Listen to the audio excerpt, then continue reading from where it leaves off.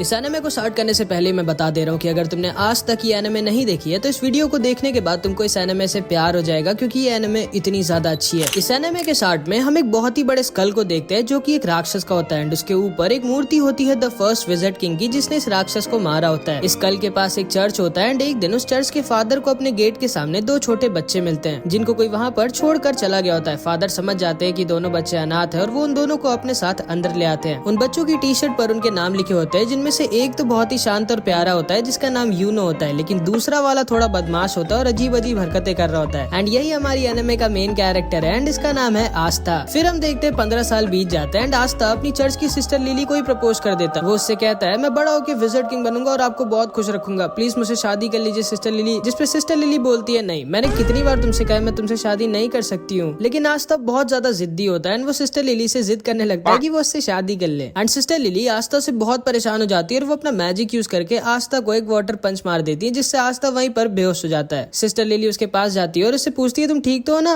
And तभी वहाँ पे चर्च के कुछ और बच्चे आ जाते हैं और वो सिस्टर लिली से कहते हैं बिल्कुल सही किया आपने, जब भी आपको परेशान करे इसको एक दो वाटर पंच मार दिया करिए। लेकिन तभी आस्था दोबारा से होश में आ जाता है एंड फिर से सिस्टर लिली के पीछे पड़ जाता है। बट इस बार वहाँ पर यूनो आ जाता है एंड वो आस्था को अपने मैजिक से वहीं पर गिरा देता है। आस्था गुस्से में उठता है और उसके पास भाग के जाके कहता है आखिर तुम हर बार मेरे और सिस्टर लिली के बीच में अपनी टांग क्यों घुसाते हो। जिसपे यूनो आस्था से कहता है देखो, पहले तो तुम बहुत ज्यादा शोर मचाते हो, दूसरा तुम्हारी हाइट बहुत कम है, तीसरा तुम दिमाग से कम हो, और सिस्टर लिली इस चर्च की नन है और नन लोग शादी नहीं कर सकती, तुम्हारे दिमाग में इतना भी नहीं घुसता क्या। जिसपे आस्था बहुत गुस्सा हो जाता है और यूनो से कहता है आजा 1v1, फ्री फायर में नहीं असली फाइट में मतलब। जिसपे आस्था से कहता है नहीं, मुझे टाइम वेस्ट नहीं करना है तुम्हारे साथ 1v1 करके। आस्था बोलता है क्यों डर गए क्या। जिसपे बच्चा जिसका नाम मैक्स होता है ये बोलता है तुम सोच भी कैसे सकते हो कि तुम यूनो को जिंदगी में भी हरा सकते हो। आस्था मैक्स से बोलता है तुम्हारी प्रॉब्लम क्या है बच्चे, मुझसे मैं तुमसे इतना बड़ा हूँ फिर भी तुम मेरी रिस्पेक्ट क्यों नहीं करते कभी। जिसपे मैक्स बोलता है बिल्कुल भी नहीं, मैं किसी ऐसे की रिस्पेक्ट कर ही नहीं सकता जो 15 साल का होने के बाद भी मैजिक नहीं यूज कर सकता। असल में आस्था के पास बिल्कुल भी मैजिक नहीं होता, मतलब आस्था एक ऐसे वर्ल्ड में होता है जहाँ पे मैजिक से ही सब कुछ होता है बिना मैजिक के। मैक्स आस्था से कहता है तुम सोच भी कैसे सकते हो कि तुम बिना मैजिक के यूनो जैसे पावरफुल मैजिशियन को हरा सकते हो। आस्था कहता है अच्छा यूनो अगर इतना ही स्ट्रॉन्ग है तो वो ये कर सकता है क्या। एंड वो बहुत ही तेज स्पीड में क्रंचेस मारने लगता है। असल में आस्था मैजिक तो यूज कर नहीं सकता, इसलिए वो एक्सरसाइज करके अपने आप को फिजिकली बहुत स्ट्रॉन्ग बना लेता है। मैक्स आस्था से कहता है कि तुम क्रंचेस मारकर विजिट किंग नहीं बन सकते, क्योंकि विजिट किंग स्ट्रॉन्गेस्ट मैजिशियन होता है, स्ट्रॉन्गेस्ट बॉडी बिल्डर नहीं। एंड तभी यूनो अपने मैजिक से सिस्टर लिली के कपड़े सुखाने लगता है, जिसको देखने सारे बच्चे भाग के चले जाते हैं। एंड यूनो का भी सपना आस्था की तरह विजिट किंग बनने का होता है। सिस्टर लिली भी यूनो को थैंक यू कहती है उसकी हेल्प करने के लिए, जिसपे आस्था को बहुत जलन होती है एंड वो जल्दी से भाग के लकड़ियां काटने आ जाता है ताकि सिस्टर लिली उसको भी थैंक यू बोले। लेकिन इससे पहले कि वो लकड़ियां काटता है यूनो अपने मैजिक से लकड़ियां भी काट देता है। असल में इसको आस्था के सामने शो ऑफ करना थोड़ा पसंद होता है। मैक्स कहता है मुझे यकीन है अगला विजिट किंग यूनो ही बनेगा, तुम नहीं आस्था। एंड तभी वहाँ पर फादर भी आ जाते हैं एंड वहाँ आकर यूनो की तारीफ करने लगते हैं कि यूनो जरूर इस चर्च का नाम एक दिन रोशन करेगा। आस्था दुखी हो जाता है और कोने में अकेला जाकर बैठ जाता है। तभी उसके पास सिस्टर लिली आती है और उससे कहती है दुखी मत हो आस्था, थोड़े दिनों में तुम्हारी ग्रिमवॉर तुम्हें मिल जाएगी, फिर तुम भी मैजिक यूज कर पाओगे। जिसको सुनकर आस्था खुश हो जाता है और फिर से खड़ा हो जाता है और कहता है आप देखना सिस्टर लिली, मुझे इस दुनिया की बेस्ट ग्रिमवॉर मिलेगी एंड फिर मैं बहुत मेहनत करके सबसे ज्यादा स्ट्रॉन्ग बनूंगा एंड फिर एक दिन मैं विजिट किंग बनूंगा। ग्रिमवॉर असल में एक मैजिकल बुक होती है जिसमें 3 लीफ बनी होती है जो सबको 15 साल की एज पे मिलती है एंड उसको पाने के बाद लोगों का मैजिक बहुत ज्यादा बढ़ जाता है और वो मैजिकल अटैक्स भी यूज कर सकते हैं। आस्था यूनो से कहता है कि जब मुझे मेरी ग्रिमवॉर मिलेगी तब हम दोनों बचपन की तरह साथ में प्रैक्टिस करेंगे और साथ में बहुत स्ट्रॉन्ग बनेंगे। लेकिन यूनो उसे इग्नोर कर वहाँ से चला जाता है, मानो वो आस्था को अपने टक्कर का मानता ही नहीं है। जिसपे आस्था भी बहुत दुखी हो जाता है एंड वो भी वहाँ से चला जाता है। सिस्टर लिली यूनो के पास आती है और उससे कहती है तुम्हें आस्था के साथ ऐसा नहीं करना चाहिए था। जिसपे यूनो कहता है आस्था मेरे रहते कभी भी विजिट किंग नहीं बन सकता। सिस्टर लिली को लगता है कि आस्था क्योंकि बहुत दुखी होकर गया है तो वो मे भी कहीं पर चुपचाप जाके रो रहा होगा, लेकिन हमारा आस्था रोता वोता नहीं है, वो यहाँ पर ट्रेनिंग कर रहा होता है और ज्यादा स्ट्रॉन्ग होने के लिए एंड अपने विजिट किंग बनने के सपने को सच करने के लिए। थोड़े दिनों बाद आस्था यूनो और बहुत सारे बच्चे जो 15 साल के हो गए थे वो सब ग्रिमवॉर टावर जाते हैं अपनी अपनी ग्रिमवॉर लेने। आस्था बहुत ज्यादा एक्साइटेड होता है क्योंकि अब वो फाइनली मैजिक यूज कर पाएगा एंड यूनो को टक्कर दे पाएगा। वहाँ पे 2 नोबल फैमिलीज के भी बच्चे आए होते हैं जो आस्था और यूनो का मजाक उड़ा रहे होते हैं क्योंकि वो लोग गरीब होते हैं। तभी वहाँ पर उस ग्रिमवॉर टावर का मास्टर आ जाता है एंड सारे लोगों का वेलकम करता है। आस्था बहुत ज्यादा एक्साइटेड और खुश होता है। फिर ये मास्टर एक मैजिकल स्पेल बोलता है और सारे लोगों के पास अपने आप उनकी ग्रिमवॉर उड़कर जाने लगती है। सारे लोग अपनी अपनी ग्रिमवॉर पाकर बहुत खुश होते हैं, लेकिन आस्था के पास कोई भी ग्रिमवॉर नहीं आती। आस्था बोलता है मेरी ग्रिमवॉर लेट हो गई क्या, मेरी ग्रिमवॉर कहाँ है। जिसपे सारे के सारे लोग उस पर हंसने लगते हैं एंड उसका मजाक बनाने लगते हैं। लेकिन तभी यूनो के पास उसकी ग्रिमवॉर आ जाती है जो कि होती है एक 4 लीफ ग्रिमवॉर जो कि बहुत ही ज्यादा रेयर होती है एंड यही ग्रिमवॉर फर्स्ट विज़र्ड किंग के पास भी होती है, जिसको देखकर सारे के सारे लोग शॉक्ड रह जाते हैं कि आखिर यूनो जो कि नोबल फैमिली का भी नहीं है उसको 4 लीफ ग्रिमवॉर कैसे मिल गई। यूनो उल्टा घूमता है और सबसे कहता है कि वो बनेगा अगला विज़र्ड किंग एंड सारे के सारे लोग उसकी तारीफ करने लगते हैं। लेकिन तभी आस्था खड़ा होता है और यूनो से बोलता है नहीं तुम नहीं, मैं बनूंगा अगला विज़र्ड किंग, जिसपे फिर से सारे के सारे लोग उस पर हंसने लगते हैं एंड उसका मजाक उड़ाने लगते हैं। एंड यूनो भी आस्था को वहीं पर इग्नोर करके वहाँ से चला जाता है। इसके बाद आस्था अकेले जंगल में उल्टा लटका होता है और थोड़ा सा दुखी होता है क्योंकि ना तो सिर्फ उसके पास मैजिक है बट अब तो उसको ग्रिमवॉर भी नहीं मिली। लेकिन इतना सब कुछ होने के बाद भी वो गिव अप नहीं करता और वो उठता है और कहता है क्या हुआ अगर मेरे को ग्रिमवॉर नहीं मिली तो मैं तब भी मेहनत करना नहीं छोड़ूंगा एंड एक दिन विज़र्ड किंग जरूर बनूंगा, तुम बस वेट करना यूनो, मैं ही तुम्हारा राइवल हूँ एंड मैं ये तुम्हें प्रूफ करके रहूंगा। लेकिन तभी उसे एक आवाज आती है। इधर हम देखते हैं ये दोनों जलन के मारे यूनो से लड़ने आ जाते हैं एंड उससे कहते हैं आखिर तुम्हारे जैसे गरीब को 4 लीफ ग्रिमवॉर कैसे मिल सकती है एंड हम नोबल्स को नहीं, मैं जला दूंगा तुम्हारी इस ग्रिमवॉर को। एंड वो यूनो के ऊपर एक मैजिकल अटैक यूज कर देता है, लेकिन यूनो बिना अपनी ग्रिमवॉर का यूज किए ही अपने आप को डिफेंड कर लेता है, जिसको देखकर ये दोनों शॉक्ड रह जाते हैं कि आखिर यूनो इतना स्ट्रॉन्ग कैसे है। लेकिन तभी अचानक से कुछ चेन्स आके उन दोनों को पकड़ लेती हैं एंड तभी वहाँ पर एक आदमी आता है जो बोलता है तुम लोग पागल हो क्या जो इतनी रेयर चीज को जलाना चाहते हो। यूनो पूछता है कौन हो तुम, जिसपे ये बताता है मेरा नाम है स्नेक और मुझे वो चीज चाहिए जो तुम्हारे पास है। एंड तभी वो अपने मैजिक से यूनो को भी पकड़ लेता है एंड उसकी 4 लीफ ग्रिमवॉर को भी उससे छीन लेता है। यूनो बोलता है स्नेक मैंने तुम्हारा नाम सुना है, तुम एक बहुत ही स्ट्रॉन्ग और फेमस चोर हो, लेकिन तुम्हें ये तो पता ही होगा कि एक ग्रिमवॉर को केवल उसका ओरिजिनल ओनर ही यूज कर सकता है। जिसपे स्नेक कहता है हाँ मेरे को पता है कि तुम्हारी ग्रिमवॉर को तुम्हारे बिना कोई यूज नहीं कर सकता, लेकिन ब्लैक मार्केट में इस 4 लीफ ग्रिमवॉर के मेरे को बहुत पैसे मिलेंगे एंड इसीलिए मैं तुम्हारी ग्रिमवॉर चुरा रहा हूँ और माफ करना तुम्हारा विज़र्ड किंग बनने का सपना यहीं पर खत्म होता है। एंड तभी वहाँ पर हमारा आस्था आ जाता है एंड आते ही गिर के अपनी बेइज्जती करा लेता है, लेकिन फिर भी वो खड़ा होता है और बोलता है क्या हो रहा है यहाँ और तुम्हारे पास 2-2 ग्रिमवॉर कैसे है। यूनो बोलता है उनमें से एक मेरी और यहाँ से जल्दी से भाग जाओ, ये बहुत स्ट्रॉन्ग है। तब आस्था सारा का सारा खेल समझ जाता है एंड वो स्नेक से कहता है चुपचाप यूनो की ग्रिमवॉर वापस कर दो, जिसपे स्नेक उससे कहता है तुम तो वही लूजर हो ना जिसको एक भी ग्रिमवॉर नहीं मिली। एंड ये कहकर वो उस पर हंसने लगता है। आस्था कहता है हाँ मैं वही हूँ जिसको कोई ग्रिमवॉर नहीं मिली, लेकिन मैं वो भी हूँ जो एक दिन विज़र्ड किंग बनेगा। एंड ये कह के आस्था स्नेक की तरफ भागता है। यूनो कहता है नहीं उससे मत लड़ना आस्था। स्नेक अपने मैजिक से आस्था पर अटैक करता है, लेकिन आस्था उसके अटैक को डॉज करके उसके पीछे आ जाता है एंड वो बस उसको एक पंच मारने वाला होता है, लेकिन तभी स्नेक की चेन्स उसको पकड़ लेती हैं एंड फिर स्नेक अपने मैजिक से आस्था को बहुत ज्यादा इंजर्ड कर देता है। आस्था मन में सोचता है कि ये तो बस एक चोर है, फिर ये इतना स्ट्रॉन्ग कैसे है, और अगर एक चोर इतना स्ट्रॉन्ग है तो फिर विज़र्ड किंग कितना स्ट्रॉन्ग होगा। एंड फिर स्नेक उसको पीछे की दीवार पर लड़ा देता है एंड उसके पास जाकर बोलता है अपनी आंखें खोलो बच्चे, तुम मुझे 100 जन्मों में भी नहीं हरा सकते। आस्था मन में सोचता है कि ये सही तो कह रहा है, मैं चाहे जितना भी अपनी बॉडी को ट्रेन करके स्ट्रॉन्ग बना लूं, लेकिन मैं इसका भी नहीं हरा सकता। स्नेक आस्था के ऊपर हंसता है और बोलता है अपनी चेन से मैं किसी के अंदर कितना मैजिक है ये नाप सकता हूँ, और तुम्हारे अंदर एक बूंद मैजिक भी नहीं है एंड इसीलिए तुम्हारे पास कोई ग्रिमवॉर नहीं आई, क्योंकि ग्रिमवॉर मैजिक को बढ़ाती है और तुम्हारे पास तो मैजिक है ही नहीं। तुम विज़र्ड किंग तो क्या, तुम कोई नॉर्मल सी जॉब भी नहीं कर सकते। शर्म करो अपनी जिंदगी पर, तुम एक बहुत ही बड़े लूजर हो। जिसको सुनकर आस्था अंदर से टूट जाता है और वो सोचने लगता है कि ये एकदम सही तो कह रहा है, मेरे अंदर ना तो मैजिक है और ना ही मेरे पास अब एक ग्रिमवॉर है, फिर आखिर मैं कैसे विज़र्ड किंग बन सकता हूँ जो कि पूरी दुनिया का सबसे स्ट्रॉन्गेस्ट मैजिशियन होता है। एंड जिंदगी में पहली बार आस्था गिव अप करने वाला होता है, लेकिन तभी यूनो चिल्लाकर बोलता है नहीं, मैं जानता हूँ आस्था विज़र्ड किंग नहीं बनेगा क्योंकि अगला विज़र्ड किंग तो मैं ही बनूंगा, लेकिन आस्था कोई लूजर नहीं है, वो मेरा राइवल है एंड उसके अंदर भी एक मैजिकल पावर है एंड वो है कभी भी गिव अप ना करना। एंड इसको सुनते ही आस्था के अंदर मानो दोबारा से जान आ जाती है। वो स्नेक से कहता है दूर हट मुझसे। स्नेक उससे दूर हट जाता है एंड आस्था के पास से एक अजीब सी एनर्जी आने लगती है। आस्था यूनो से कहता है चिंता मत करो यूनो, मैं इस आदमी को तुम्हारी ग्रिमवॉर नहीं ले जाने दूंगा, चाहे उसके लिए मुझे मरना ही क्यों ना पड़े। एंड तभी आस्था के पास उसकी खुद की ग्रिमवॉर उड़कर आ जाती है, जो कि कोई नॉर्मल ग्रिमवॉर नहीं बल्कि एक 5 लीफ ग्रिमवॉर होती है, जो पूरी की पूरी दुनिया में सिर्फ एक ही है, मतलब यूनो से भी ज्यादा रेयर ग्रिमवॉर। दुनिया में 3 तरह की ग्रिमवॉर्स होती है। 3 लीफ ग्रिमवॉर जिसमें मैजिकल पावर्स होती है एंड ये बहुत कॉमन होती है। 4 लीफ ग्रिमवॉर जो कि बहुत रेयर होती है एंड इसमें मैजिकल पावर्स के साथ गुड लक भी होता है। एंड लास्ट में है 5 लीफ ग्रिमवॉर जो कि पूरी दुनिया में सिर्फ एक ही है एंड इसके अंदर एक डीमन होता है। एंड आस्था को फाइनली उसकी 5 लीफ ग्रिमवॉर मिल जाती है। यूनो आस्था को देखकर स्माइल करता है और बोलता है मुझे पता था आस्था, तुम वो जो इम्पॉसिबल को भी पॉसिबल कर सकता है, जैसे तुमने बचपन में किया था। एंड फिर हम इन दोनों का बचपन देखते हैं कि कैसे यूनो स्टार्टिंग में बहुत ही रोथड़ू था और छोटी छोटी बात पर रोता रहता था एंड आस्था स्टार्टिंग से ही उसकी मदद करता रहता था और एकदम उसके बड़े भाई की तरह उसको प्रोटेक्ट करता था। फिर एक दिन बचपन में सिस्टर लिली आस्था और यूनो को पहले विज़र्ड किंग की स्टोरी सुनाती है कि कैसे एक बार पूरी दुनिया पर एक बहुत ही बड़े और ताकतवर राक्षस ने हमला कर दिया था और हर जगह तबाही मचा दी थी। हर तरफ बस दुख ही दुख फैल गया था, लेकिन तभी अचानक से एक लड़का वहाँ आ जाता है और उन सबको बचा लेता है। एंड उसके पास एक 4 लीफ ग्रिमवॉर होती है एंड उसकी और उस राक्षस की बहुत दिनों तक लड़ाई होती है, लेकिन आखिरी में वो लड़का उस राक्षस को हरा देता है और दोबारा से दुनिया में सुख और शांति ले आता है। एंड वही बनता है फर्स्ट विज़ार्ड किंग, पूरी दुनिया का सबसे स्ट्रॉन्गेस्ट मैजिशियन। एंड इसी स्टोरी को सुनने के बाद आस्था और यूनो डिसाइड करते हैं कि वो दोनों भी बड़े होकर विज़ार्ड किंग बनेंगे। शाम को फादर आकर यूनो को एक लेटर देते हैं और उससे कहते हैं उस लेटर को विलेज के बाहर एक आदमी तक पहुंचाने के लिए। आस्था कहता है लो मैं चला जाता हूँ, लेकिन यूनो उसे मना कर देता है और कहता है नहीं, वो अकेला जाएगा। यूनो अकेला उस आदमी के पास पहुंच जाता है और उसे वो लेटर दे देता है। काफी रात हो चुकी होती है और आस्था को यूनो की चिंता होने लगती है। एंड फिर वापस लौटते वक्त यूनो को एक बड़ा सा आदमी घेर लेता है और वो उसका पेंडेंट उससे जबरदस्ती छीन लेता है। यूनो उससे कहता है प्लीज मुझे वो वापस कर दो, वो मेरे पेरेंट्स की आखिरी निशानी है। जिसपे हंसता और बोलता है चुपचाप यहाँ से भाग जाओ बच्चे, वरना मुझे तुम्हें जान से मारना पड़ेगा। जिसको सुनकर यूनो डर जाता है और रोने लगता है और सोचता है कि अब वो कुछ नहीं कर सकता। लेकिन तभी वहाँ पर आस्था आ जाता है एंड उस आदमी को पकड़ लेता है। यह आदमी आस्था को मारकर दूर फेंक देता है, लेकिन आस्था फिर से जाकर उसको पकड़ लेता है और जोर जोर से चिल्ला रहा होता है। यूनो बस आस्था को देख रहा होता है और सोच रहा होता है कि आखिर जब आस्था जानता है कि वो इस आदमी को नहीं हरा सकता, फिर वो लड़ क्यों रहा इससे। आस्था को ये आदमी बहुत ज्यादा इंजर्ड कर देता है, लेकिन फिर भी आस्था गिव अप नहीं करता और उसको पकड़े रहता है और जोर जोर से चिल्ला रहा होता है कि यूनो का पेंडेंट वापस कर। ये आदमी समझ जाता है कि ये बच्चा कोई नॉर्मल बच्चा नहीं है एंड वो उस पेंडेंट को वहीं पर छोड़कर चला जाता है एंड आस्था वहीं पर गिर जाता है। यूनो उसके पास आकर रोते हुए बोलता है मुझे माफ करना, मेरी वजह से तुम्हें इतनी मार पड़ी। जिसपे आस्था उससे कहता है तुम चिंता मत करो, मैं हमेशा तुम्हारे साथ रहूंगा और तुम्हें प्रोटेक्ट करूंगा एंड एक दिन मैं बनूंगा विज़ार्ड किंग और तुम्हें और चर्च के सारे लोगों को खुश और सेफ रखूंगा। और इधर हम देखते हैं आस्था की ग्रिमवॉर से एक अजीब सी तलवार निकलती है और स्नेक बोलता है अचानक से तुम्हारे पास एक ग्रिमवॉर कहाँ से आ गई, ये क्या हो रहा है। एंड वो आस्था के ऊपर दोबारा से अटैक कर देता है, लेकिन आस्था अपनी स्वॉर्ड यूज करता है एंड स्नेक की मैजिकल चेंज गायब हो जाती है। स्नेक बोलता है कि ये कैसे किया तुमने, आखिर हो कौन तुम। जिसपे आस्था बोलता है मैं वो हूँ जो एक दिन बनेगा विज़ार्ड किंग। एंड ये कहकर आस्था स्नेक के ऊपर अटैक कर देता है एंड स्नेक की एक बार में ही बैंड बजा देता है और उसको हरा देता है। यूनो उसे देखकर हंस रहा होता है और आस्था उसके पास आकर बोलता है ये देखो यूनो, मेरे को फाइनली मेरी ग्रिमवॉर मिल गई। यूनो आस्था से बोलता है तो तुमने मुझे एक और बार बचा लिया आस्था, तुम्हें याद है ना वो प्रॉमिस जो हमने बचपन में किया। बचपन में जब यूनो आस्था की बात सुनता है तो वो पूछता है कि क्या मैं विज़ार्ड किंग बन सकता हूँ जबकि मैं इतना वीक हूँ। जिसपे आस्था यूनो से कहता है हाँ, अगर तुम बहुत मेहनत करोगे और कभी भी गिव अप नहीं करोगे तो तुम क्या कोई भी विज़ार्ड किंग बन सकता है। जिसको सुनकर यूनो खड़ा होता है और बोलता है ठीक है, मैंने भी डिसाइड कर लिया है कि आज के बाद मैं कभी भी नहीं रहूंगा एंड मैं बहुत मेहनत कर एक दिन विज़ार्ड किंग बनूंगा और तुमको और चर्च के सारे लोगों को खुश रखूंगा। जिसपे आस्था यूनो से कहता है इसका मतलब है कि अब हम दोनों राइवल्स हैं। एंड वो दोनों एक दूसरे से प्रॉमिस करते हैं कि वो दोनों बहुत मेहनत करेंगे एंड एक दिन विज़ार्ड किंग बनेंगे। आस्था यूनो से कहता है हाँ मुझे याद है एंड मुझे लगा था कि तुम भूल गए होगे। एंड फिर वो दोनों फिर से बचपन की तरह दोबारा से एक दूसरे से शर्त लगाते हैं ये देखने के लिए कि पहले विज़ार्ड किंग कौन बनेगा। इसके बाद हम अभी के विज़ार्ड किंग की झलक देखते हैं एंड उन 9 मैजिक नाइट्स को देखते हैं जो किंगडम में विज़ार्ड किंग के बाद सबसे ज्यादा स्ट्रॉन्ग मैजिशियंस होते हैं और इनका काम होता है किंगडम में पीस और ऑर्डर मेंटेन करके रखना है। एंड इन सब की एक स्क्वाड होती है जिसको ज्वाइन करने के लिए बच्चों को एक एंट्रेंस एग्जाम देना होता है और उसी एग्जाम के लिए आस्था और यूनो दोनों ट्रेनिंग कर रहे होते हैं। इधर हम देखते हैं फादर और सिस्टर लिली ग्रिमवॉर टावर के मास्टर के पास जाते हैं एंड फादर मास्टर से पूछता है कि आखिर एंट्रेंस एग्जाम के लिए उसने यूनो के साथ आस्था का भी नाम क्यों दिया, जबकि आस्था तो उस टेस्ट में पास हो भी नहीं सकता। जिसपे मास्टर उससे कहता है कि आस्था ने मुझे उसकी ग्रिमवॉर दिखाई थी और मुझसे बहुत रिक्वेस्ट किया था कि उसको एंट्रेंस एग्जाम में भेज दे, तो इसीलिए मैंने भेज दिया। फादर मास्टर से पूछते हैं कि आखिर जो ग्रिमवॉर आस्था के पास आई है वो है क्या और वो असलियत में ग्रिमवॉर है भी कि नहीं। जिसपे मास्टर उसे बताता है मैं तुम्हें ज्यादा तो नहीं बता सकता, लेकिन हाँ उस ग्रिमवॉर की वजह से आस्था को फ्यूचर में एक बहुत बड़ी लड़ाई लड़नी होगी। फादर मास्टर से रिक्वेस्ट करने लगता है कि आस्था बहुत वीक है और उसके पास मैजिक भी नहीं है तो उसको एंट्रेंस एग्जाम में ना भेजे। जिसपे मास्टर उससे कहते हैं कि कहीं ऐसा तो नहीं कि तुम आस्था को इसलिए नहीं भेजना चाहते क्योंकि अगर वो पास हो गया तो वो यहाँ से चला जाएगा और तुम्हें उसकी याद आएगी। जिसपे फादर थोड़ा सा शर्मा जाता है और बहाने बनाने लगता है एंड सिस्टर लिली भी समझ जाती है कि फादर आस्था को सीक्रेटली बहुत प्यार करते हैं। इधर हम देखते हैं आस्था और यूनो रेस लगाते हुए चर्च वापस आ रहे होते हैं और उन दोनों के बीच में टाई हो जाता है। आस्था पूछता है जल्दी बताओ कौन जीता। मैक्स बोलता है यूनो जीता है। आस्था कहता है अभी रेस खत्म नहीं हुई है, जो चर्च के अंदर पहले घुसेगा वो जीतेगा। और आस्था चर्च के अंदर घुसने वाला होता है, लेकिन तभी यूनो उसे अपने मैजिक से उड़ाकर दूर फेंक देता है और रेस को जीत जाता है। रात में सोते वक्त आस्था सपने में भी यही बोल रहा होता है कि वो एक दिन विज़ार्ड किंग बनेगा। भाई ये पागल होता है विज़ार्ड किंग बनने के लिए, जिसको सुनकर मैक्स आस्था पर गुस्सा हो जाता है। अगले दिन आस्था फिर से ट्रेनिंग कर रहा होता है और उसके पास मैक्स आ जाता है। आस्था पूछता है क्या हुआ। मैक्स बोलता है तुम बेवकूफ हो। जिसपे आस्था उस पर गुस्सा हो जाता है और बोलता है ये बोलने के लिए तुम चर्च से इतनी दूर मेरे पास आए हो। मैक्स उसे बोलता है कि तुम्हारे पास तो मैजिक भी नहीं है, तुम सोच भी कैसे सकते हो कि तुम मैजिक नाइट एग्जाम में पास होगे। आस्था बोलता है अब तो मेरे पास मेरी ग्रिमवॉर है एंड अब तो मैं जरूर से मैजिक नाइट एग्जाम में पास होऊंगा और एक दिन विज़ार्ड। लेकिन तभी उसको मैक्स बीच में रोक देता है और कहता है चुप रहो, जब देखो तब विज़ार्ड